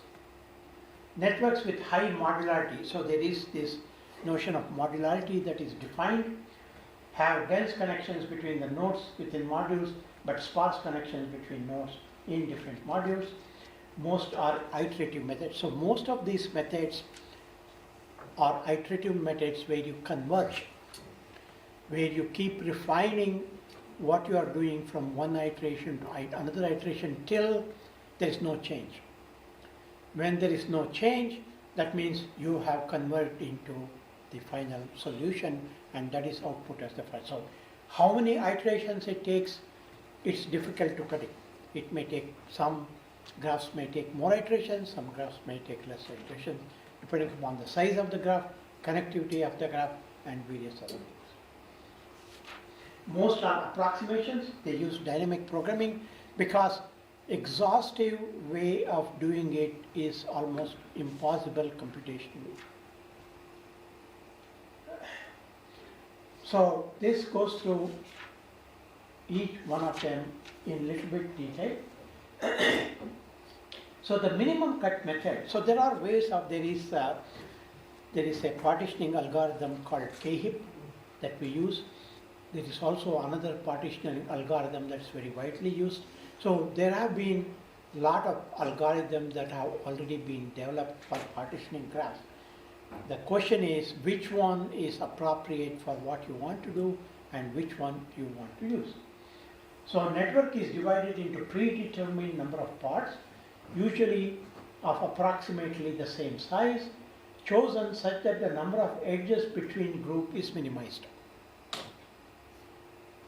This can be useful in load balancing. So in parallel processing, we have the notion of load balancing. When you partition a problem and give it to different processors, it doesn't make sense if you give a very large partition to one processor and a very small partition to another processor, because the total time is the max of the times. So you want to give equal size partitions so that the time it taken in parallel will reduce and the total response time will reduce. So that is the idea. Hierarchical clustering, as we mentioned, nodes group based on a similarity measure. Cosine similarity is one, Jacquard, Hamming distance. There are a lot of different ways of measuring the similarity between nodes. Single linkage clustering that we mentioned, and complete linkage clustering. So this is used in hierarchical clustering. Betweenness, we'll come to betweenness also. This is known as the Gilman-Newman method. These are the two people who came up with this algorithm. Edge that lie between communities are identified and removed. So this is done using the notion of betweenness. So betweenness can identify what are known as bridge nodes, which means that when these bridge nodes are removed, you make the graph into two partitions or multiple partitions. So if you can identify betweenness nodes, then you can use that property to determine partitions, and then you can further try to do it within each partition till you realize that there are no bridge nodes within each partition. Click-based methods, as I said,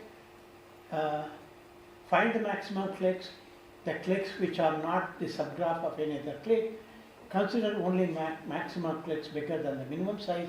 The union of these clicks then defines a subgraph whose components then define a community. So clicks are nothing but subgraphs in which every node is connected to every other node. Overlapping community structure, a node can be a member of more than one. So Louvain method, as we said, it uses the modularity function and it maximizes the modularity. This is the optimization function. Measures the density of links inside communities. Networks with high modularity have dense connections between the nodes. Iteratively optimizes local communities until global modularity can no longer be improved given perturbations to the current community state. So all of these algorithms have a convergence. They are iterative algorithms. So most of these algorithms that are in this category, NP complete, will have a convergence condition which when reached will stop the algorithm. Same thing with the PageRank algorithm as well. Infomap, it uses a different way of approaching this problem known as the map equation. It exploits information theoretic duality between the problem of compressing data and the problem of detecting, extracting signal. So this compression is very common, is very popularly or widely used in graphs. We will see this when we do substructure discovery. We use something called the minimum description length, which is a way to compress the graph to understand whether a particular substructure is good or bad. Measures the per step average code length necessary to describe a random walker's movements on a network given a hierarchical network partition, reducing the map equation plus error. So information and Louvain of all, there are about 6 different packages that are publicly available for computing communities. I mean, you may want to look them up, and if it is of interest, you may want to play them. I mean, the best way to understand some of these things is to give a small graph.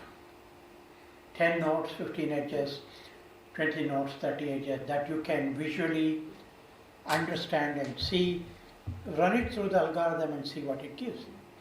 It's very difficult to visualize very large graphs. I'll show you some limitations on how difficult it is to visualize large graphs, but this is how you understand and learn. Once you are convinced what it is doing on a small scale with different types of graphs, with different patterns, then you know what it does. So modularity optimization that suffers from the so-called resolution limit, size of identified groups is dependent on the size of the whole network. Fails to detect clusters smaller than some scale depending upon the size of the network. So when we see that InfoMap typically gives less number of communities, Louvain gives more number of communities. So Louvain gives less number of communities and InfoMap gives more number. The result map is on rather than on the total weight. As a result, the outcome of the map equation is much likely than modular max length is affected. So there are differences between these two. I think to summarize, this is important to understand. Different algorithms and different approaches are used for community detection.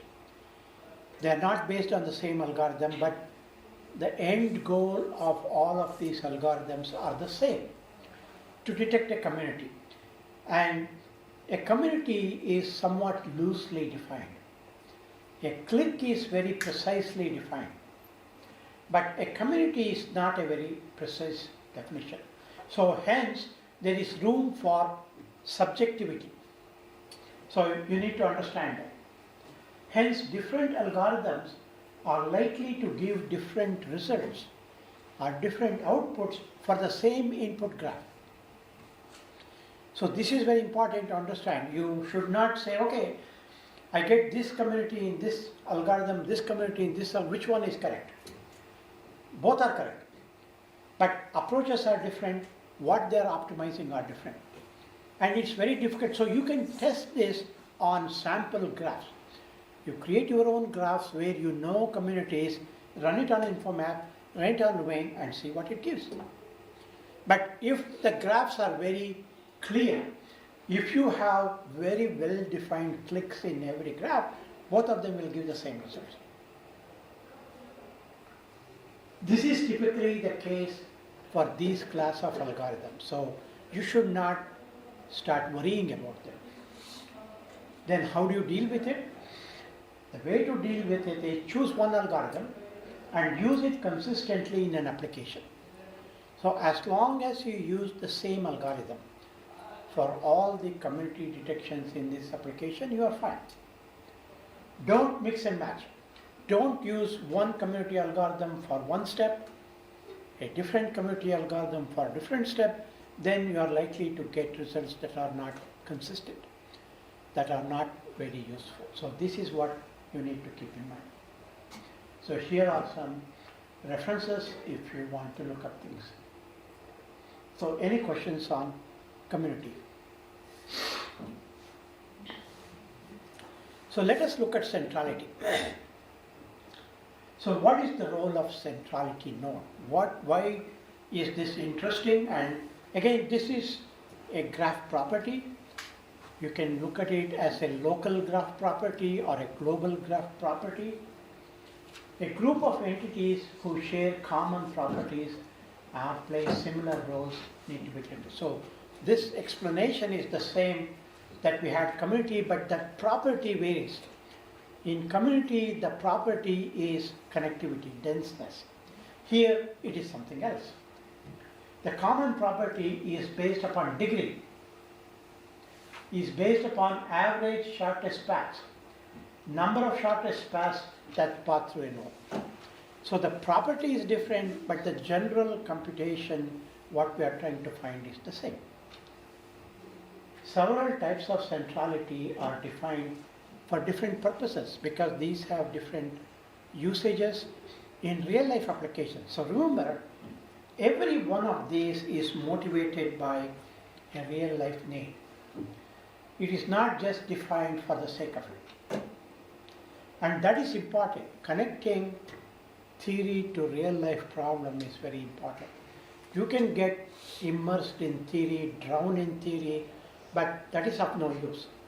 I think practicality, pragmatism, connecting theory to practice is the most difficult part, but is also the most important part. So let us start with hubs. From a real world point of view, what is a hub? This one says, think of influence. What do you mean by influence?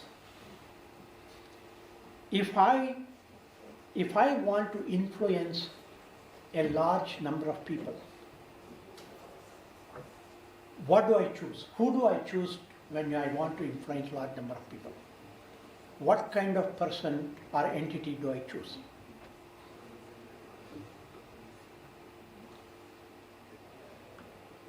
Yes? A celebrity. Hmm? A celebrity or someone who's popular. Popular. Yeah. So what is popular means? What does popular mean in the graph context? Someone that has a lot of connections. Huh? Someone that has connection to maximum number of other advertisers. Can you be more specific? Like, So a person can influence many people if he knows many people. So if you take two people, one knows 100 people, the other one knows 10 people. Which one would you choose for influencing whatever you want to, whether it's an ideology, whether it's a concept, whether you want to say something? You will use the one who knows 100 people. What is this knowing about? This is the notion of the degree.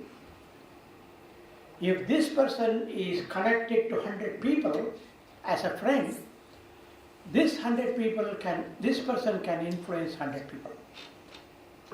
This person is only connected to 10 people. He can only influence 10 people. So when you think of degree, that is the number of edges incident on a node. That node can be a person, it can be a flow, other things. So nodes that have average degree greater than that, nodes that have degree greater than the average degree. Intuitively, the one that have the largest number of neighbors or friends or connections or followers, that can influence best. So that is why degree centrality or hub is useful. If you want to put your money to influence a lot of people and you want to choose 5 people, which 5 people would you choose from 1,000 people? 5 people who have the maximum number of neighbors. Right? That's how you need to think. Closeness centrality says think of information spread. If you want to spread information fast, who do you choose? For that, you want to use a different criteria. You want to choose somebody who can spread information very fast to a lot of people. So based upon the average shortest path between a node and all other nodes. So if you choose the person who can connect to lots of nodes in the shortest possible way, then you can spread information very fast. Which is different from influence. So this can be used for spreading information. And why? Because the average shortest path between a node and all other nodes in the graph, that means it's like a broadcast.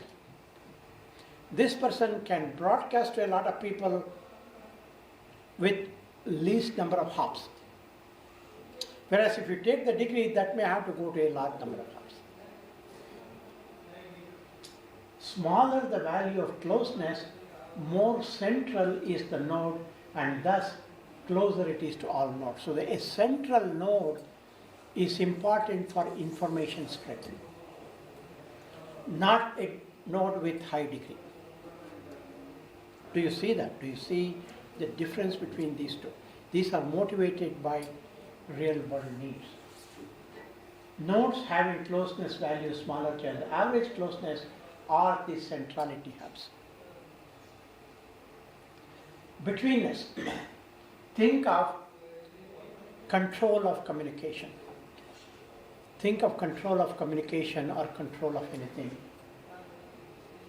Based on the number of shortest paths between that pass through a vertex, normalized to range, that is acts as a bridge. So if there is a bridge, think of that figure I showed you earlier, there is a river in between, there is a bridge. If you cut off the bridge, then all the communication between the two pieces are gone. Just one removal of one edge removes all the communication. That is not true for closeness, that is not true for centrality, degree. So this is also, all of these are, unfortunately, all of these used in the war situation. So when a country goes and bombs another country, they bomb centrality hubs. One disconnection can disrupt the whole thing. There is no point in bombing nodes that are already connected and does not have any effect. So this is what they do. They look for betweenness nodes, whether it's a power grid, whether it's a road network, whether it is some other kind of network, betweenness is important. If you think of spread of virus or COVID, closeness is very important. Closeness is what can spread something very fast, very quickly to large amount of people. Eigenvector centrality, think of PageRank. So eigenvector centrality is actually used in the computation of PageRank. What this says is very, very intuitively interesting. You guys, I don't know how many of you write papers. Maybe you read papers, hopefully. And when you read a paper, you have a lot of references at the end, citations. So if a particular paper is cited by a lot of papers, what does it mean? That means it's a very important paper, right? Because it's an important paper, everyone is citing it. Okay? So that importance comes from the number of people who are citing it. Now that's what this one is about. Ranking of nodes based upon whether they are connected to other highly ranked nodes. But if an important paper cites other papers, these papers also become important, because this important person is citing these papers. So there is a citation network where the importance can be determined by who is citing who and why. And that property is used in PageRank, in the Chrome algorithm that you use every day. And that's what, this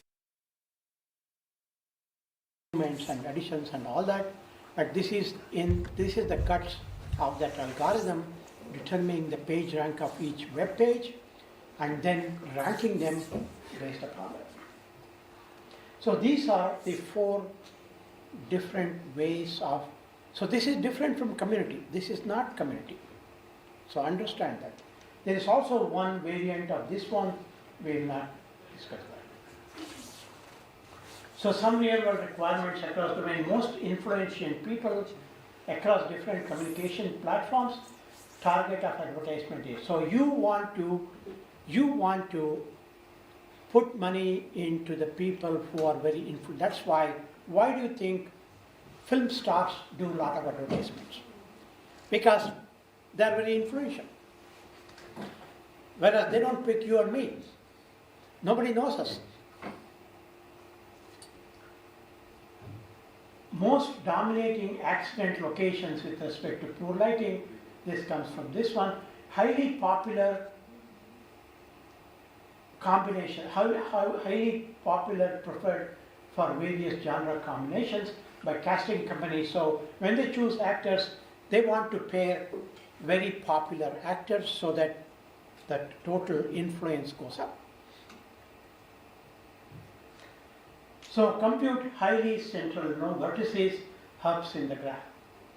So degree centrality is the number of edges incident on a vertex, example number of friends on a person has on Facebook. Degree based hubs is defined as the average degree greater than intuitively the one that has most number of neighbors. Signifies the immediate risk of a node catching whatever is flowing through the next network, such as virus and other things. Higher the degree, greater the influence. So here is an example of, so you can see in this graph, there are a lot of nodes, and you can easily see the degree of the nodes. This node has degree 2, this node has degree 2, this node has degree 2, but this one has degree 4. Similarly, this one has degree 3, so on and so forth. So in this graph, this is a hub, high degree centrality node, because the number of the rest of the nodes. So it's easy to understand. Similarly, you can see that these two nodes or this edge is the betweenness centrality. Why? If you look at the shortest paths between every two nodes, all the shortest paths from this side to this side go through this. So that becomes a bridge. If I remove this one, then this graph becomes two partitions. So that is the understanding of the betweenness. So betweenness essentially is the control. If I remove that edge or that bridge, two groups of people cannot interact with each other. So do you see that? Do you understand it? So here is a detailed example for this graph. How you compute it, for example, there are 6 nodes, A, B, C, D, E, F. Degree of A is 1, degree of B is 1, degree of C is 4, so on and so forth. So the average is 2. So nodes C and D and E are degree hubs. You want me to stop? No, I just came to ask because everybody is waiting for you to meet you. Who? Our Ravi Kumar Awasthi sir by chance is there today. Okay, can I just finish this module at 2 o'clock and go home? 2 o'clock? Yeah. Yeah. Yeah. We can continue with this. Yeah. Yeah. Okay. I continue and then come up. No. We'll continue with this. So you can see from here why CD is the hub. So I'm going to speed up because these guys don't want me to lecture. So let's look at betweenness. So betweenness is a little more tricky, right? You have to look at all the paths, all the shortest paths. So you can see, so for the same graph, this is the same graph, there are no paths going through A, which is short, 0, 0. But C, I am listing the paths A to B, the shortest path from A to B goes through C. The shortest from A to D goes through C. Shortest from A to F goes through C. Shortest from A to E goes through C. Shortest path, so there are 7 paths, shortest paths that go through C. There are 4 shortest paths that go through D. So C and D are betweenness hubs because their value is greater than the average. So you can take the average of this one, 7 plus 4, 11 by 6, and these two turn out to be greater than that. So, but computationally it's very difficult because you have to list all the shortest paths. Closeness centrality is different. Average shortest path between a node and all other nodes in the graph. Smaller the value, the better it is. So information spreads quickly across a network through these hubs.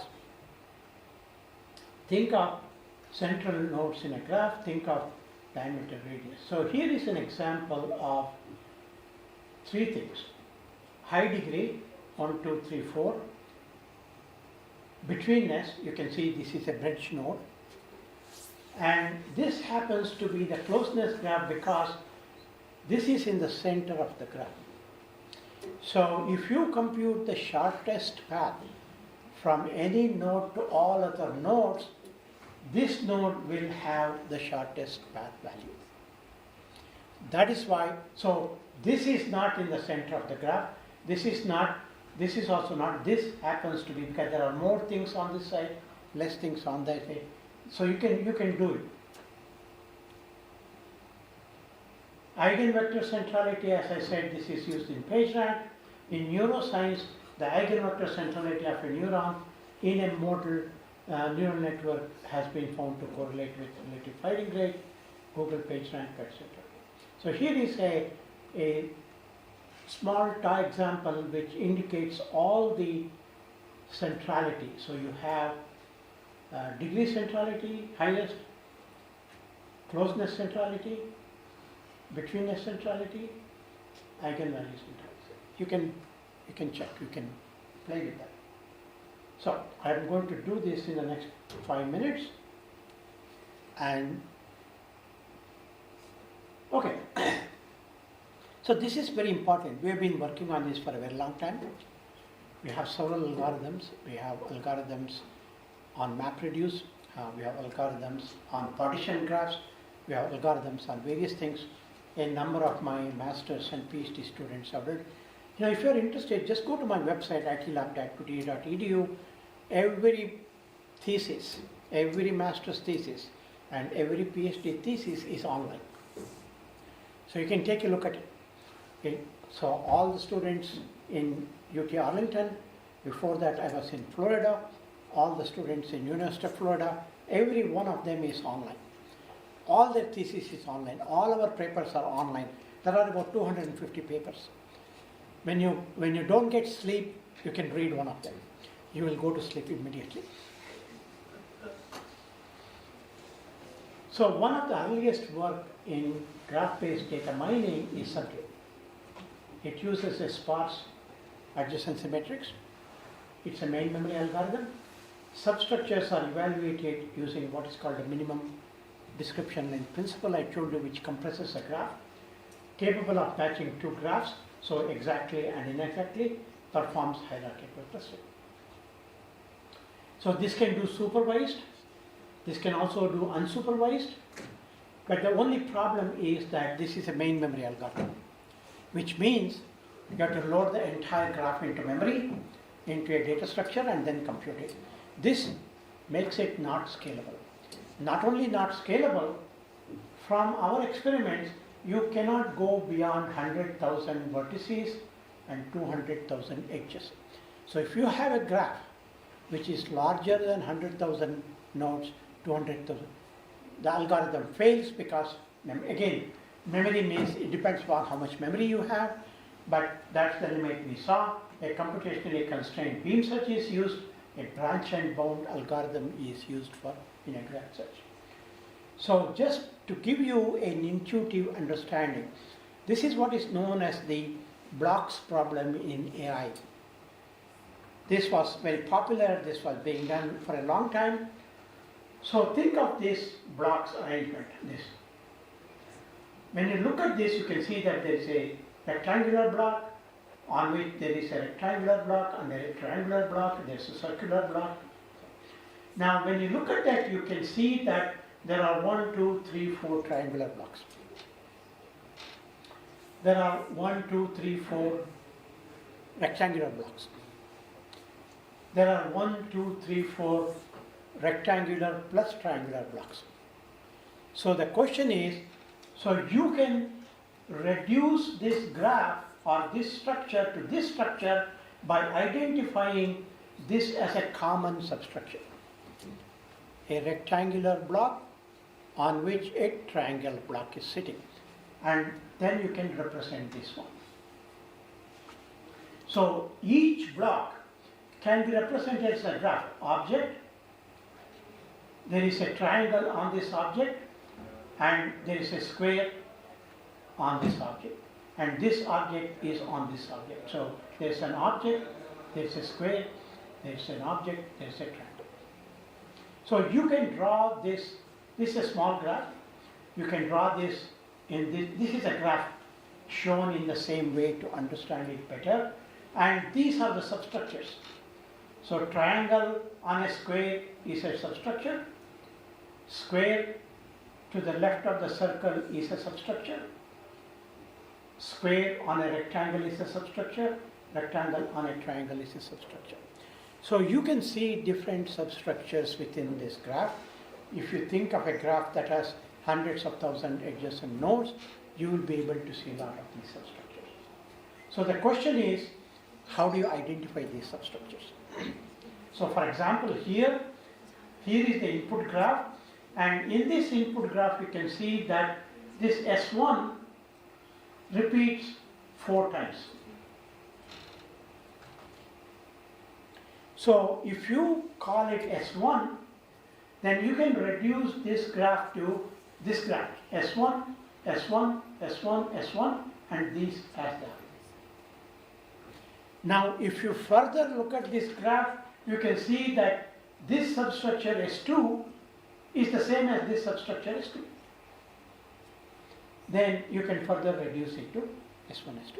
So this is what is called compression, and the intuition is any substructure that compresses the graph very much has a meaning or value to it. So if you take a benzene structure, for example, the same pattern, substructure repeats 5 times. So because it repeats 5 times, it has a meaning in that structure. If you take some other structure, some other pattern will repeat. So repetition of patterns is very important to identify because it conveys something. It conveys a very important aspect of that application or that problem. Just like here, this conveys an important aspect that there are 4 substructures that are identical and that can be isolated. So scalable substructure, so what we did was we took this main memory algorithm and initially we put it into a DBMS. This is what I was saying, when you try to represent a graph in a DBMS, it's very awkward because it's a tabular representation. How do you represent a relationship? So we represented each edge as a row, as a tuple, source vertex and the destination vertex, source label, destination label, edge label. So you can have relations of any size. You can have millions of rows. So we did that. When we did that, we did not have to partition the graph, but we could scale up to 800,000 nodes and 1.6 million edges. Whereas in the main memory version, we could only go to 100,000 nodes. So you can see how scalability, and later I will show you tomorrow, MapReduce version. So this is a nutshell of what we did. So you can see here the sizes, 50,000 vertices, 50 vertices, 100 vertices, 800,000 vertices, 1.6 million vertices. HDB subdue is ours.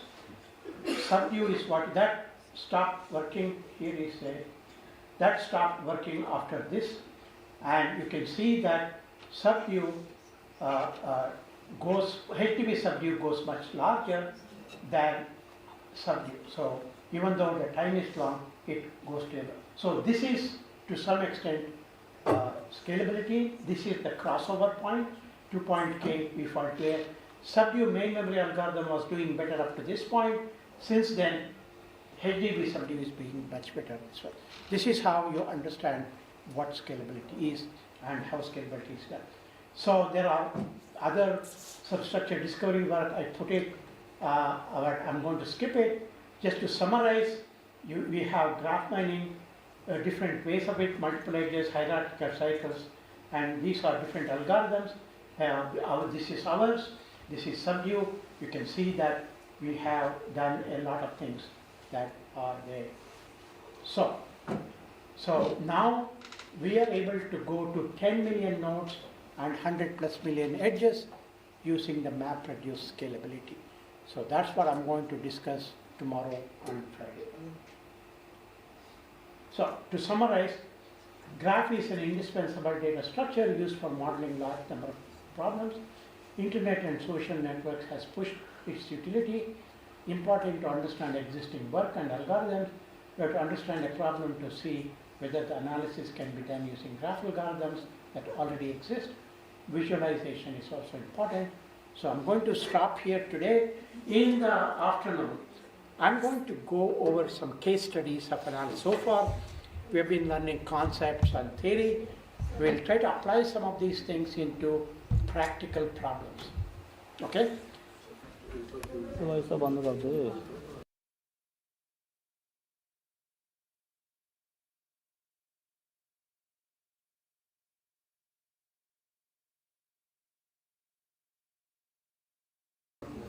Okay, sir.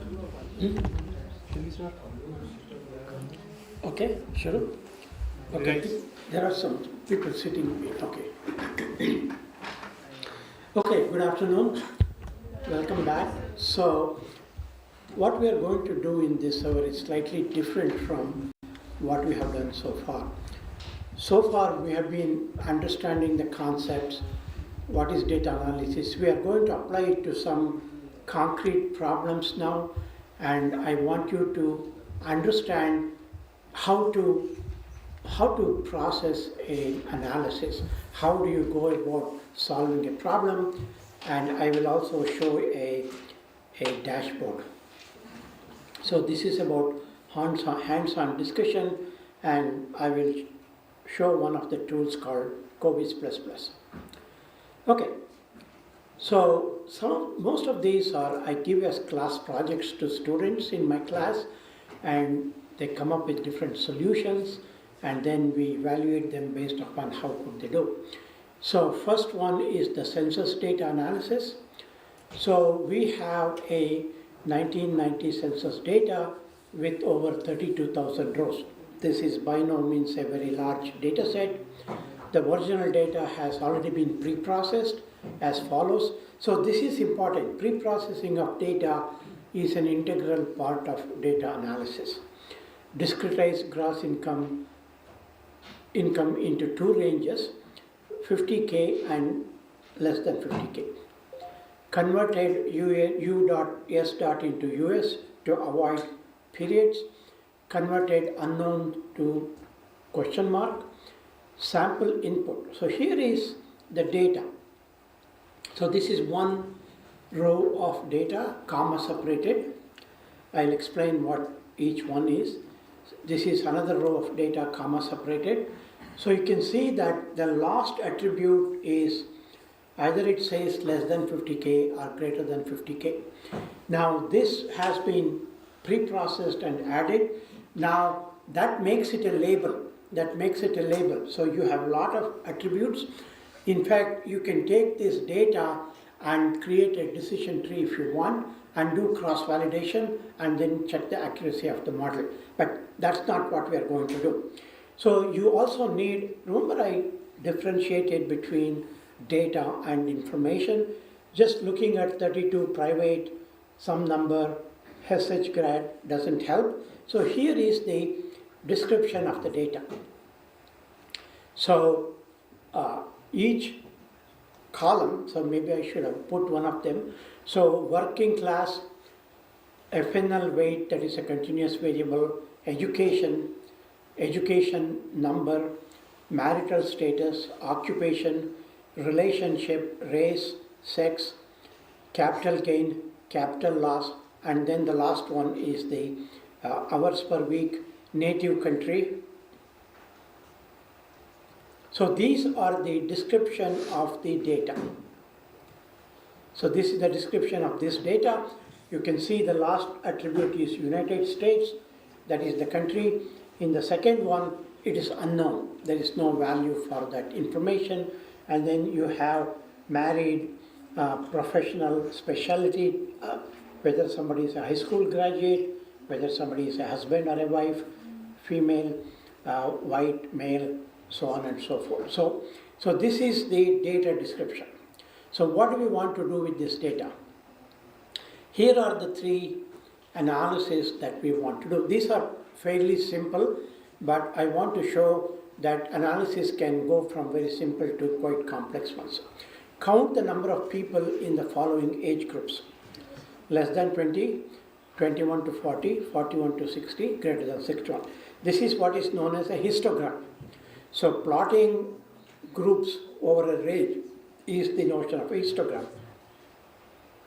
Analysis 2, for the above age groups, find the number of people in each of the following professions, whether they are working in private, self-employed, government, without pay. Draw a separate pie chart for each group.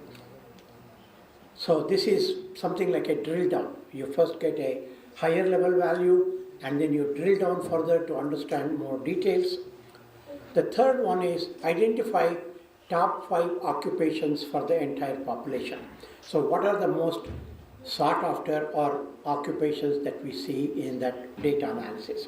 So this is the problem and the analysis. So while looping or separately count the number of people in each occupation, sort it, and choose the top 5 occupation categories. All three analyses belong to the descriptive class. Remember, descriptive and prescriptive I talked about, because this is more of the descriptive analysis. So I have some Python code and other things. Perhaps I won't go over that in more detail, but I will just go over the steps. So data is uploaded into so we use Google Colab for certain data analysis. Sometimes we also use Jupyter Notebook. We also use just RStudio or Python. So depending upon what you are comfortable with, what is appropriate for what we want to do. So we use it. So data upload. So data upload is the first step. And I will skip so it's a CSV file. You can use the code.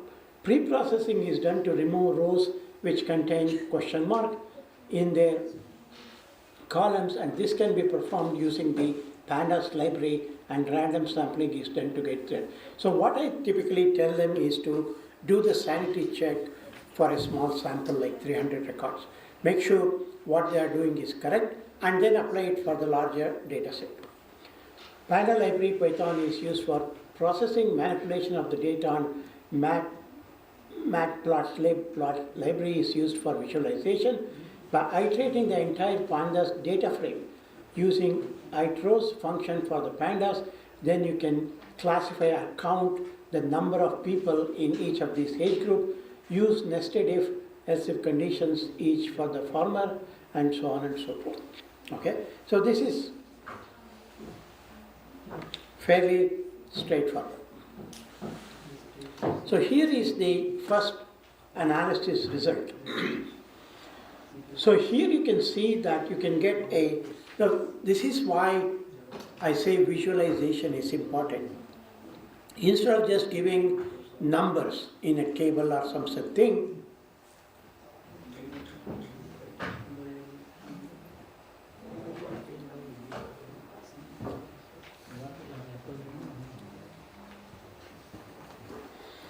so here you can clearly see that majority of the people are in the age group 21 to 40, and that's very clear. And there is a small number of people in the age group 20, less than 20, and see the other end.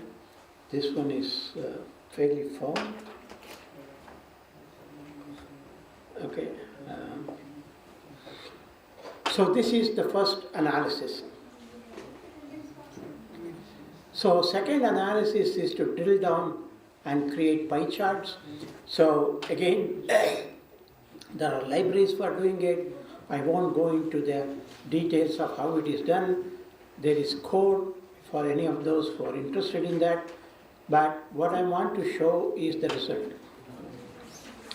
So here we have pie charts for age group less than 20, for age group 21 to 40, age group 41 to 60. So this is very important. I want you to clearly understand what this means, what this analysis means. You can see that younger people in the age group less than 20 are in private jobs, 90.5%. As they age, that becomes 75.4%, then it becomes 65.4%, and it becomes 58. What does it mean? You know, at an younger age, you are willing to take more risks. You are willing to join startups, you are willing to take risks, but as you settle down, you want to make sure things are more stable. And you can clearly see in the population data what kind of job people take, different age groups varies over the age group. So this is the important thing. This is what you need to understand, not just the numbers, the trend or how things. Similarly, you can see that very few people are in the government or without pay, and that pink slice keeps increasing. So the last one is self-employed, and again you can see that less people are self-employed, 3.8% obviously, and in the last one 25% are self-employed. So this is what you really need to understand from the analysis, not just the numbers. And without visualization, it is somewhat difficult to comprehend. That's why I keep saying drill down and visualization, why they are important, because this kind of information is difficult to obtain even with the results if you don't have the right representation to show it. Okay, any questions? This is for this data.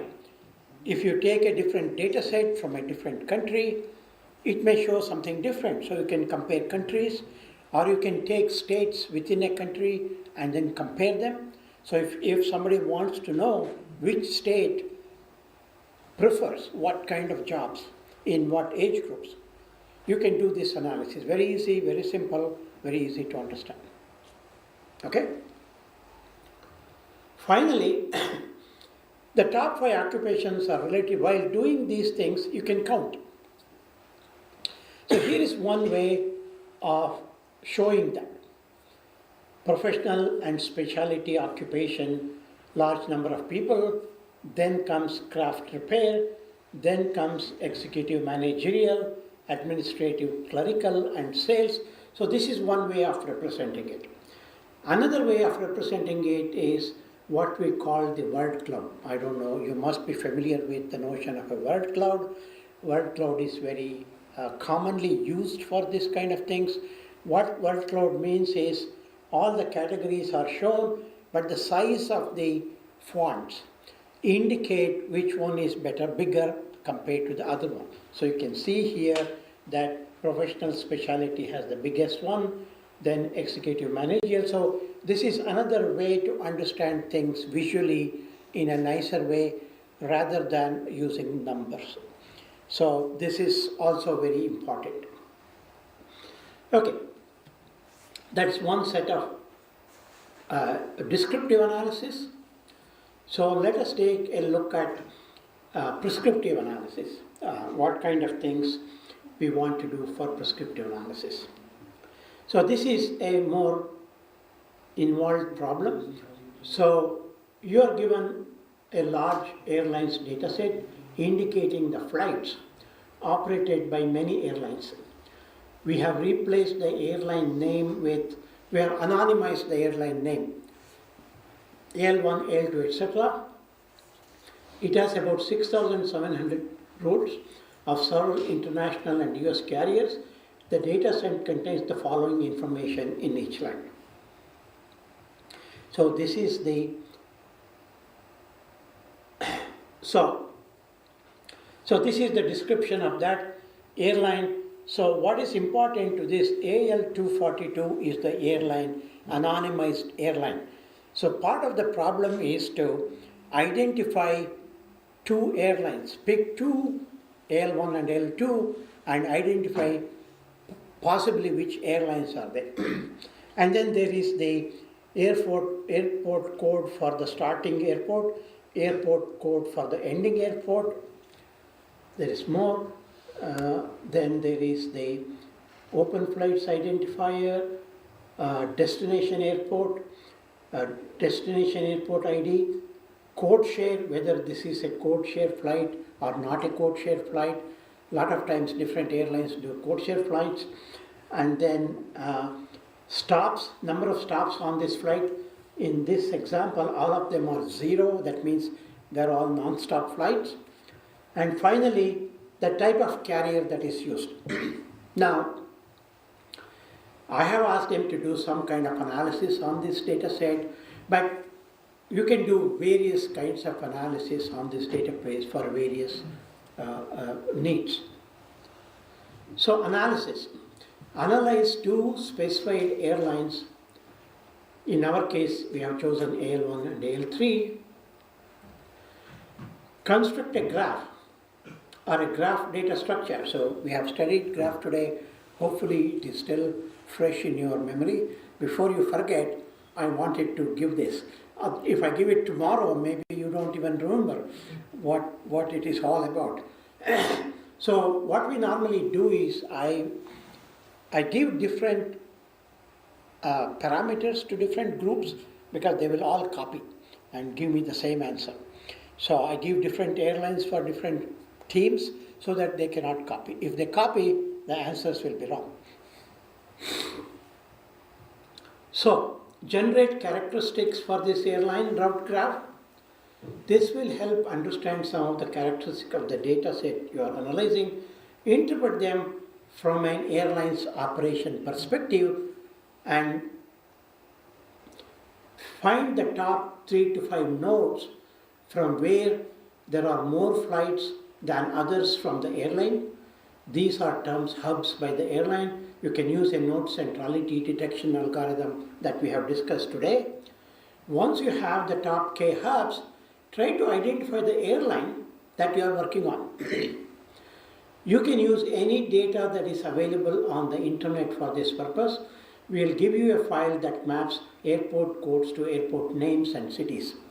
This is also very important. So why I am showing this is many times the data by itself may not be sufficient for every kind of analysis you want to do. So you may have to augment information on that data from multiple sources. And you should understand what sources are reliable, what sources you want to augment information from, and how to use them. That is part of the overall analysis. In the next step of the analysis, your goal is to identify or predict the next hub for airline expansion. For this, you can use demographic and other information that is available on the internet. So this is predictive because if the airlines are always looking for how to expand, what should be our next hub, and how do they decide that? They have to have some way of looking at it, determining how to do that. Sometimes their bet may be good, sometimes their prediction may be wrong. All of this is possible. Okay, approach. After cleaning the project, separate your airlines from the data set because this has about 200 different airlines. We are only interested in 2 airlines that are given to us. Run degree centrality algorithm to find the degrees associated with each airport. So here comes mapping. If you want to find airline hubs, what analysis do you need? Do you need degree-based analysis? Do you need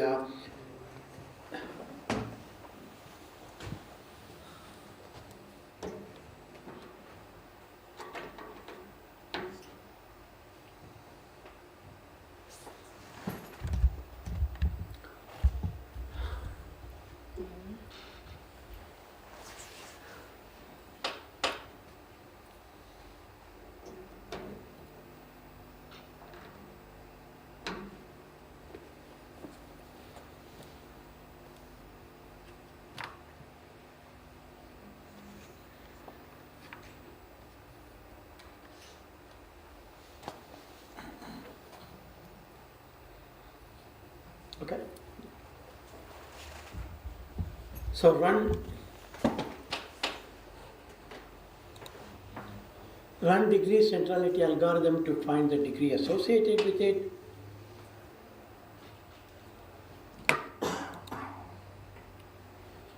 Use the top 5 to identify the airports and the airline using internet and other sources. For the next hub, use the next 3 airports. So you have a list of airports, some of them are hubs, some of them are non-hubs. First step is to which ones do you consider among them. So that should have more centrality to start with. Using them, determine which one would be better as the next hub. Other business related information can also be used if available. So Python code, the Python package network X is used for this purpose. Here we have to predict what the airlines AL1 and AL3. Read data set, so I'll skip over this. I'm sure you're all familiar with it. So here is the output. You can see that this graph is not very large, but still it is difficult to fully understand the entire graph. Again, you can use real visualization, interactive visualization to look at it. So you can clearly see why this is an airline network. You have endpoints, like airlines fly from hub to points and then back. There are multiple hubs, they also fly. So you have multiple hubs and then you fly to different places from that. That's what this looks like. So again, you can look at the same thing. You can look at the same thing and map it as a world cloud. This is a little bit easier to understand. Now remember, we gave the mappings for the cities and this one. So you can see that DFW comes out to be the largest hub. That means there are maximum number of flights from DFW. That happens to be Dallas, Fort Worth, where I live. Then you have Miami, CLT, Charlotte, Phoenix, WARD is Chicago, JFK, LAX is Los Angeles. You can see this. You can see, so from this, you may not be able to guess it, but I can easily guess what airlines this is. Because I know which airlines has, DFW is the hub of which airlines, and that is the American Airlines. So this airlines is the flight schedule for American Airlines. So it is easily derivable from this. So the second airline, so that has a different set of things. You see that it has 2 connected components, 2 things rather than 1 thing. And again, this view is not very useful. Again, we go to the word cloud view to understand this better. Now this shows a different set of airports. ATL is the Atlanta airport, and MSP is the Mississippi airport, JFK, Salt Lake City, and so on and so forth, CVG. From this, it's very easy to infer that this is Delta Airlines. Delta Airlines has its hub in Atlanta. American has its hub. So you are able to identify the airline based upon your analysis. It was purposely we masked it so that students exercise some inference to do so. So what are the characteristics of the first airline? Number of nodes, 434. Number of edges, 1191. Diameter of the graph, remember we talked about all of this earlier. Density of the graph, components of the graph, degree of the graph. So each node has a different degree and it varies for the different nodes in the graph. Average degree node of the graph, 5.4. Minimum degree node of the graph, 1. Maximum degree node of the graph is 184. That means from this node there are 184 different outgoing flights. So characteristic of the second airline, number of nodes is different. So that was 100 something, this is 300 plus something. Number of edges is also more. Diameter is different.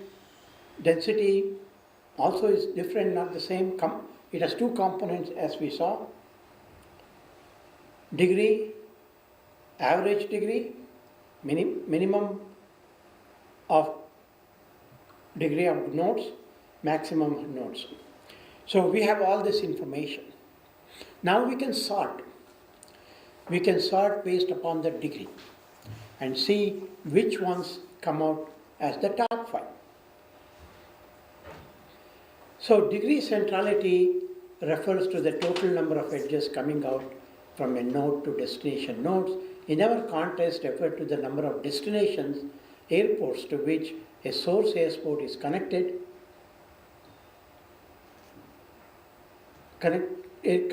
with by a given airline is given by degree centrality. High degree centrality simply refers to busier airport as more airlines are operating in that node. Function for finding the high degree centrality node is, this is a method from the package. So the airports with which the airline have more degree centrality can be determined as the hub. The following slides comprise the degree centrality information. So here is the output.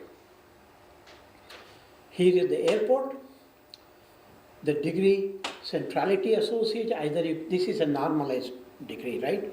You can also use and the airport name. So you can see that Dallas Fort Worth is the topmost, Charlotte, O'Hare is the Chicago airport, and Miami International Airport, Philadelphia Airport, and LHR is the London Heathrow Airport, which is not in the United States, and the rest are all in the United States, Phoenix, Washington DC, and other things.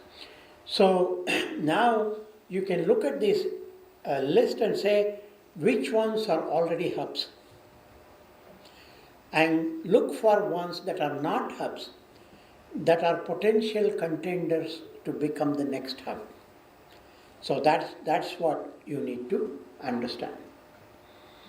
So in order to do that, we have to use additional information. The information that is given is not completely enough. So approach for predicting next hub for American Airlines. The next hub for the American can be chosen from the 3 major airports with high degree centrality, which are not recently included in hub of the American Airlines, by comparing various things: education, income, and population. So I know the names.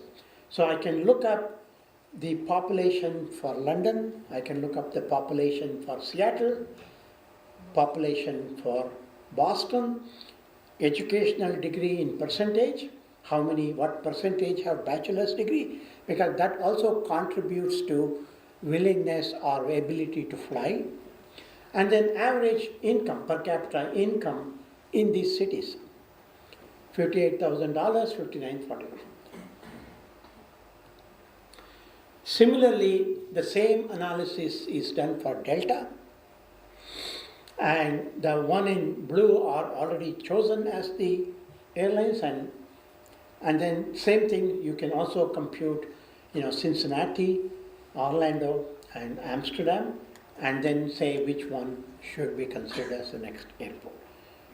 So typically this is the approach that is used by analysts to analyze different kinds of data from different domains and then figure out what is important for their business. Every business has a different need, different requirement, different objective they want to figure out. If it's an educational institution, they have a different need. They want to know where our students come from. Which state contributes to the maximum number of students, for example, or within a state, which region contributes to the maximum number of students? What is the income level in those regions, in those pin codes or zip codes. So there are different ways of analyzing things for different purposes. Okay? So as an analyst, you really need to have a broader understanding of and also equipped with a broader set of tools. You cannot be an analyst just knowing one thing. That is known as the single pony trick.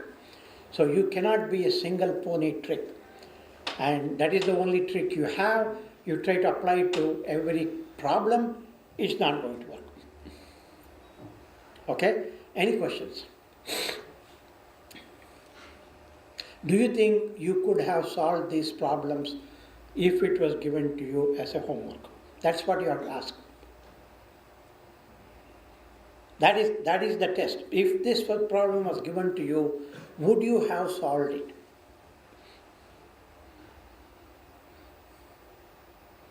If not, you have to ask why. What is that you are missing? And try to compensate for that. Okay? Okay. Next. So this is very different. This uses communities. So this is a dashboard we started developing at the time of COVID. Now when COVID happened, everything, everywhere it happened, and we felt when we looked at various dashboards, they were only giving descriptive information, statistics. But we wanted to see whether we can do something beyond statistics, prescriptive information or much more understanding along with visualization. And we started this. This was developed by this team of undergraduates, 1, 2, 3, 4 undergraduates. Abhishek Santra was doing PhD at that time under me. So we decided we will try to do this. By the way, this one is publicly available and active on my website. You can go to this website and play with it. It's available 24/7. You can play with it. So, what are we trying to do? So this is going to illustrate in more detail the difficulty in the data collection, pre-processing, consolidation, analysis, and visualization. So these are the steps. You have to first collect data. You have to do pre-processing. If data is coming from multiple sources, you have to consolidate. Then you have to do the analysis. Then you have to visualize.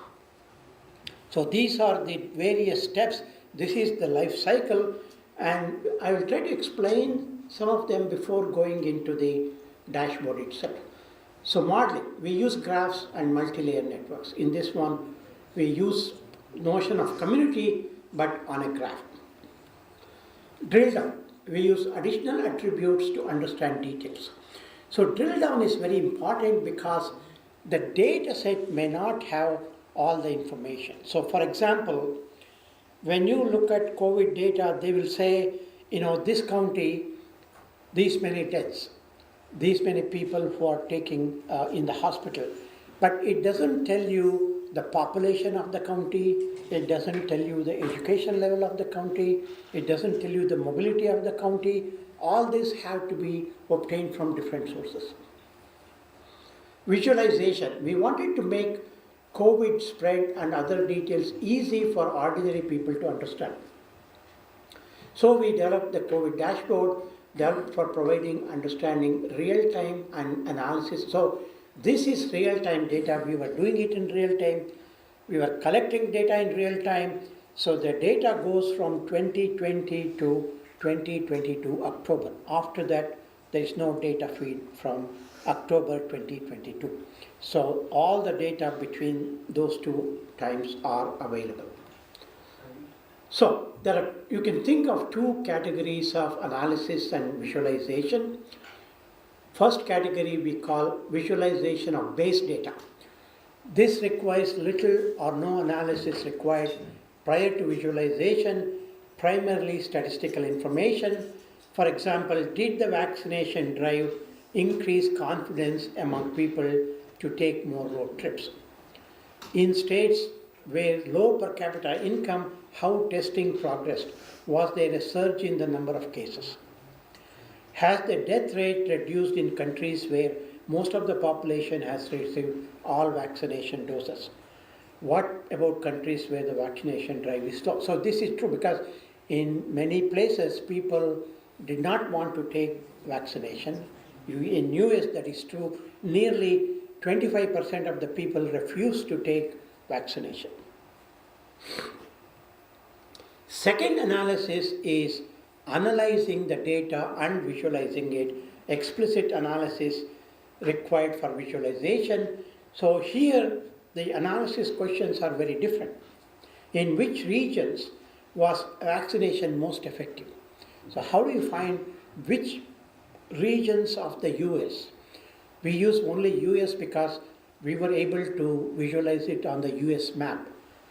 Google doesn't provide other country maps for visualization in the same way as US map. So we use US map. That is, how have geographical regions with maximum and minimum rise in cases shifted between periods pre and post beginning of the vaccination drive? Which regions got significantly affected due to long weekends? So in US, we have these long holidays. We have July 4th holiday, we have Labor Day, we have Memorial Day, we have Thanksgiving. And what was seen is whenever we looked at the data before and after the holidays, there was a spike. Essentially, this meant that people were traveling, people were meeting each other more often, so spreading was much more prevalent than times when they were not doing it. So that can be seen. So how to analyze, drill down and visualize complex data. So multiple participants, entities, features and relationships. So we have, these are different kinds of data we have. Deaths, recoveries, hospitalizations, tests, vaccinations, demographics, locations, positive cases. So it is not a very simple analysis or a simple visualization. Single source versus multiple sources. So if you have data from a single source, just like the census data, it's very easy. One file, you can clean that file and do it. Whereas in the airlines example, we had to, that also had thing, but we will see another case tomorrow where we scrapped data from 6 airlines and then used it. Multiple sources, different information about the same entity provided by multiple sources. Example, for COVID tracking, multiple county level, state level and national level organizations are publishing data on the web. So what we wanted to do was to develop a modular architecture. This is always very important. I emphasize it. This is what we do in all our developments. You want your system to be modular in the sense extensible. It should be able to add a new module without having to change the entire system. That is extremely important. So we have the user interaction component. So the user interacts via a dashboard on the web, and the input goes to the middle layer, visualization management module. And in the visualization, it checks, has this question been already asked? If it has asked and we have the analysis for that, we will show the analysis. If the analysis is not there, so then we display it. So there is a input component and a visualization component. And there is. If the analysis is not there, we have to analyze. So the third is the data analysis. These are 3 independent modules. In fact, 3 different groups of people were working on it at the same time. Very little interaction between them. So it is localized. And in this one, as you can see, this is where we acquired data from the web. We acquire data, we pre-process it, and we do different analysis. So I've shown analysis 1, analysis n. So if you want to add a third analysis, you just add it to this portion, everything else remains the same. So you can modularly add additional analysis into the dashboard without much effort. Of course, there is some effort involved, but without tearing down the whole system. So this is extremely important to do. So, and then if you do the analysis, it comes there, and then you generate the visualization, and it is displayed. So this is our architecture. So here is a sample of category 1 analysis, effect of full vaccination on the death rate. I'll show you the live demo, but this is just a sample. In this one, you can select some number of countries. Here it is India. What is the second one? Israel. Israel. And the United States. Now this panel shows people fully vaccinated. This panel shows new deaths. And you can see that the data starts from April 20 in this one, but I'll show more. So you can compare new deaths. You can see that for some reason, around this time, the new deaths increased significantly in India. It did not increase in Israel. It did not increase in United States. Whereas here, people fully vaccinated, it took a long time for people in India to get vaccinated. Whereas it was much more aggressive in other places.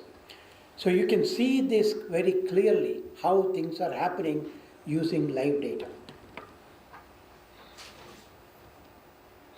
So till June 21 in India, where only 3.19% was fully vaccinated, the number of deaths had been on a rise and was more than the other better vaccinated nations, USA 40% and Israel 59%. So this is what is borne out by the actual data collected on this one. So analyzing the impact of events. So this is perhaps we consider the most important, which uses the notion of a community. So what we want to do is, we want to analyze and see how COVID cases changed before Thanksgiving and after Thanksgiving. Was there an increase because of the holidays? It's a 5-day holiday, perhaps the longest holiday in US, and it has people get together, families get together. So we designed this to include two things. There is a base period prior to the event, number of new cases from the basis for comparison. So for example, November 10th to November 19, 10 days. So this is the interval, this is the base period. Then you take a target period which is after the event. So Thanksgiving comes in the 4th Thursday of November. So Thanksgiving falls in between November 19th and December 3rd. And then we want to look at the target period for the same 10 days period after the event, number of new cases compared against the target period. So equal period lengths. What we have done is, so United States has about 3,700 counties. 3,700 countries will be used as nodes. And then we construct a graph. An edge exists if counties have similar percentage change in the number of new cases in the target period before and after. So county communities, so compute communities in this one and then plot it on a map. So the severity level is, I cannot read it, you may be able to read, so there are levels. Is the increase, has it decreased? Has it remained neutral? Has it increased or further increased or just spiked? So green versus red. And this is what we show to the people. You can see from this clear which regions of the United States increased. Red is the highest, right? Increased over this holiday. Which communities in green did not change or decreased. So this is a very visual understanding of what is happening for the entire country. This is very difficult or even impossible to show in numbers. That's why we are using a map to map it. We will show a little bit later. So the detailed architecture, if anybody is interested, I won't go into the details. So there are a lot of pieces for this architecture, how we read data from external sources, how we pre-process, how we consolidate. It's a long process. So here is another view of lockdown in most countries, most counties. So April 1 to April 30 base period. In there was, every state was doing something differently. Some states refused to do lockdown, some states wanted to do lockdown, so the effect was very different. In lockdown states, the COVID rate increase was very small. Where there was no lockdown, it was very high. So there were a lot of things playing on, but this shows you which regions of the country are affected more than which other regions, to what extent. So this is target period June 1 to June 30, 2020. This is target period May 1 to May 30. You can see the difference between these two. You see, there is a lot of green here. There's a lot of red here. That means all the green things have spread COVID into those regions, and now they are showing high incidence of COVID compared to 1 month ago, May and June. This is July 1 to July 30. It's even worse. The entire country looks bad. And then this is August 1. So these are snapshots. This is bad. October 1 to October 20, except the northeast corner and few pockets, the entire country has high incidence of COVID. This is even worse. So perhaps this is the peak. Maybe this is the peak. Okay.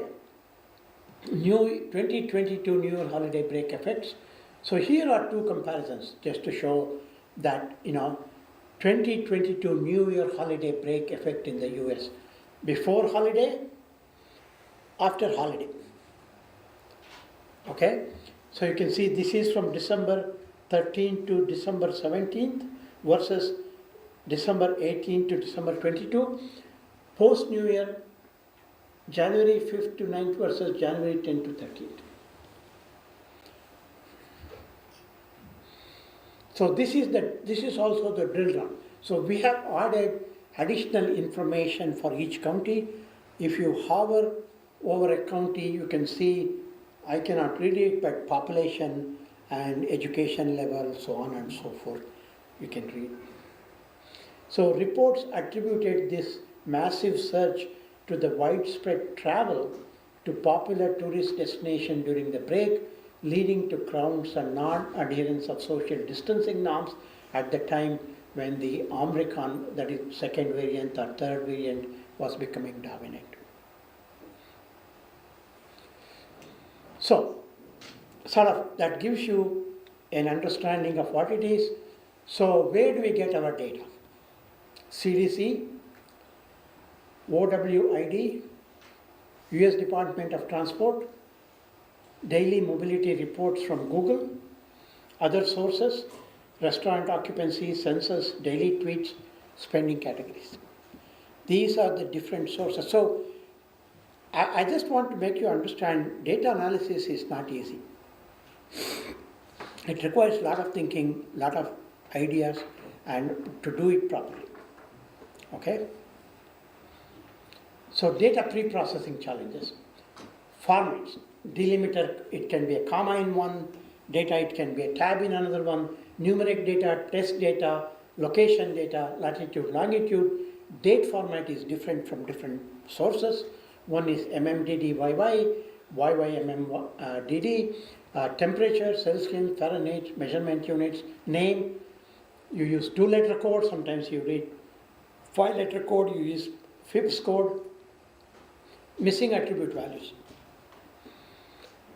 For multiple input files based on which common column attributes, this is equivalent to the join of a relation, which columns to shortlist, what are the interesting features. So this is what we do. So we take data from different sources and we extract the common key plus other relevant values for that particular thing from multiple sources so that we have one file from which we can use all the values to play with. So that is what we get at the end.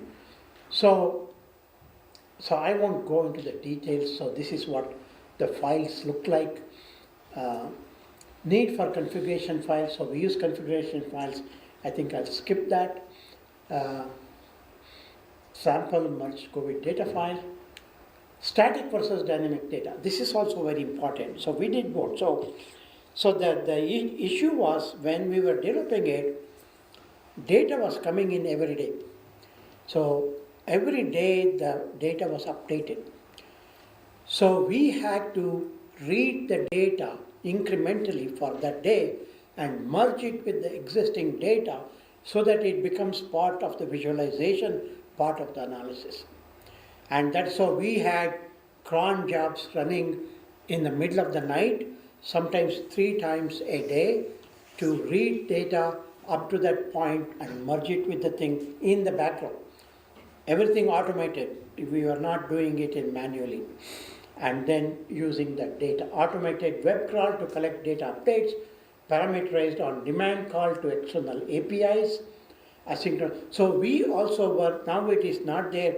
At that time, we were also reading the Twitter data dynamically. If you say a particular period, we would grab the Twitter data for that period and show it in the dashboard. So let's go to the where did I show the link? I think I have the link here. Let me. Oh. It doesn't. Okay. I don't know what I did with the link. Okay, let's go to Google.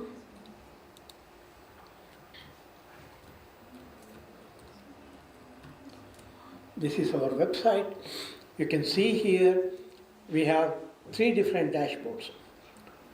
The third one is not here, ML and GVs. I'm going to show it tomorrow. This is the COBIS dashboard.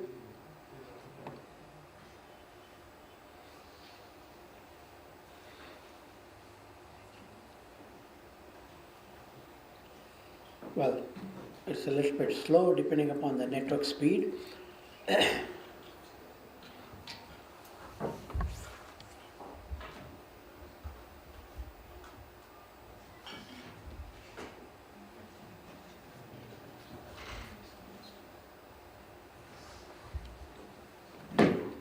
It was much faster.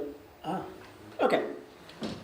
So these are the 2 different category 1 and category 2 visualizations. These are the feeds. So it's still coming. You can see that these are feeds from December 19, 2025. When did everything become? So this is now not related to COVID, but when COVID was happening, we would filter it using. So this is still happening in real time. These are tweets that were New York Times COVID updates that we are getting in real time. So let us try this. This is animated timeline. So if you click on this,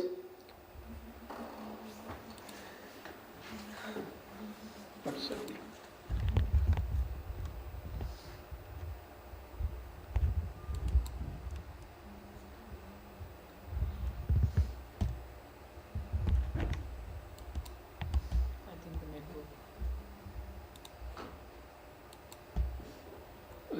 it's not doing anything. I don't know why. Let me refresh it. So in this one, you can either compare things or look at things for India or USA or for the world. Let us do the world, that is more interesting. So you can select up to 5 countries. So let us pick just 2 for the time being. Let's say India and USA.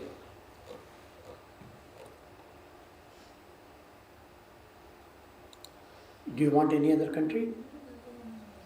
Hmm? Hmm?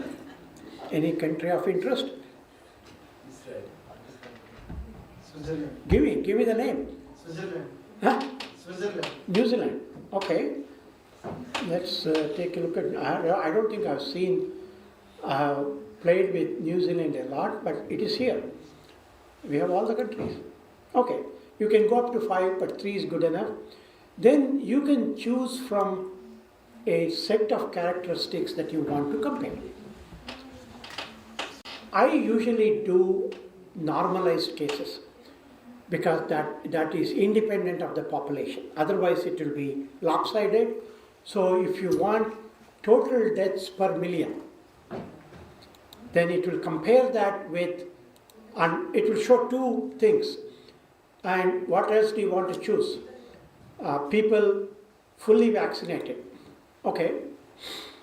Now it will show you that information starting from October 2020 all the way to, see, you can see here, fully vaccinated is low or 0, whereas total deaths, you can see that the total deaths for India is low, for United States is high, New Zealand, it is somewhere, it is along with the x-axis, I think. So now you can see that, fully vaccinated is increasing for United States. Around March 2021, April 2021, but total number of deaths is still very high. I think there may not be any data for New Zealand. It is not showing up. I had not played with it. So you can see this for the entirety of the data set we have, which goes all the way to May 2022. After that, data stopped coming. So you can play with this. This is live. This is happening as we show. You can go to this website and play with it and see what is happening. Okay? So this is one demo. Let's do the other one, which is more interesting. So this one is the one I showed you. You have to, I looked at something and I had, because there are lots of choices and you have to keep playing with it. So I tried doing 2 different sets. Let me try that and see. So let's say, what is the interval? You can choose this interval from 1 to 30 days, 1 month interval. I have chosen 10 days, you can choose 8 days, 4 days, whatever it is. And you have to choose the base period. So the problem is, since we stopped working on it, we have not fixed the calendar. So it still shows the today's date. So I have to go back. I have to go back to the COVID time.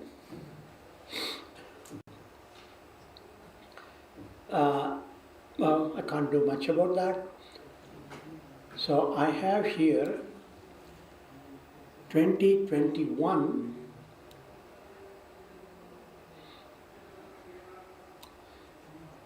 October 10th is one, October 10th. So that goes from October 10th to October 19th. And then this one will go with some break in between. So the purpose of this break is there is no holiday in between this break.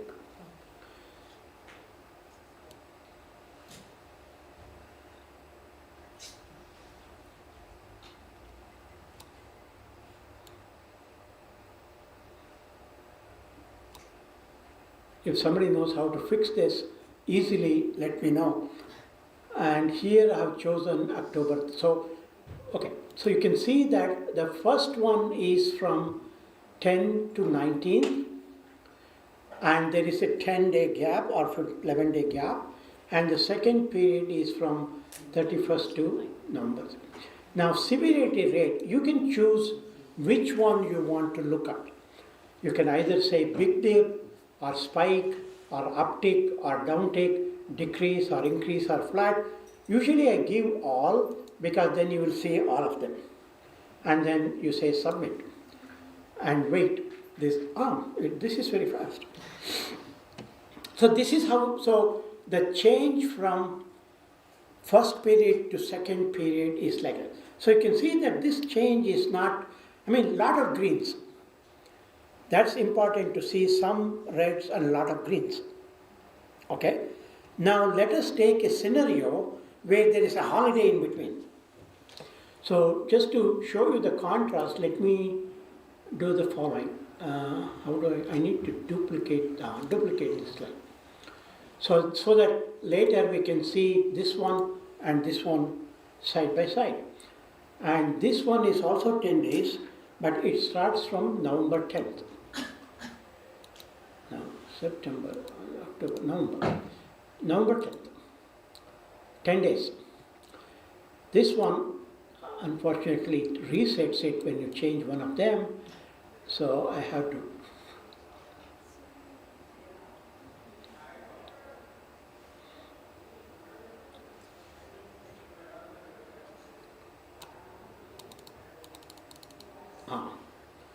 December 3. So you see that between 19th November and December 3, there is Thanksgiving. So the expectation is that the change is quite high.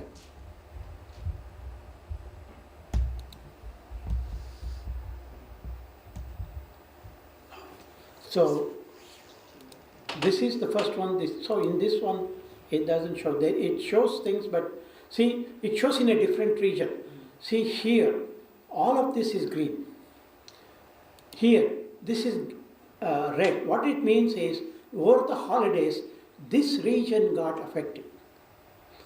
People in this region did this, whereas people in this region did not do that. That's why, so more red on the west side, more green on the east side, more red on the east side, more green on the left side. So you can go and play with it whenever you want, to whatever parameters you want to give. Give me some feedback. If something is not working, tell me. I want to fix this calendar to stop at May 2022, so that it's easy to play with. Now it keeps going. So if any of you easily know, we use Flask, we use Django. So we use a tech stack, which for all these purposes, we also use Google Maps and various other things. So it is not an easy thing. It's a lot of work to make it presentable, not just do for one short thing. So this is live, it's on our website, anybody can go and play with it. You can see that Alaska, is this Hawaii? No, this is Alaska, is not affected. See, Alaska was affected here, Alaska is not affected here.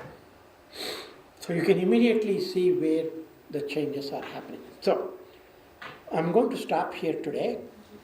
I hope this gives you a different understanding of applying analysis to data sets, different kinds of data, descriptive data, prescriptive data, visualization. I think visualization, it was not easy to get it, because now you see, if I hover over a page, it says Harding County, South Dakota, change percentage 200, population density square mile 0.5, median household income 55017, high school graduates 32.9%. Similarly, if you go here and look at another one here, Volusia County in Florida, change percentage is 18.32, population density median. So this is very important to understand the context and the details of what you do. Unfortunately, this does not work on phones very clearly because of the layout and the size of the screen. We were trying to do that, but then COVID data stopped, and then we also stopped working on it. So I hope this gives you a different perspective on what data analysis is and how easy or difficult it is to go from raw data to this kind of presentation, which is absolutely essential for analysis, not numbers. Okay? See you tomorrow. Thank you so much, sir.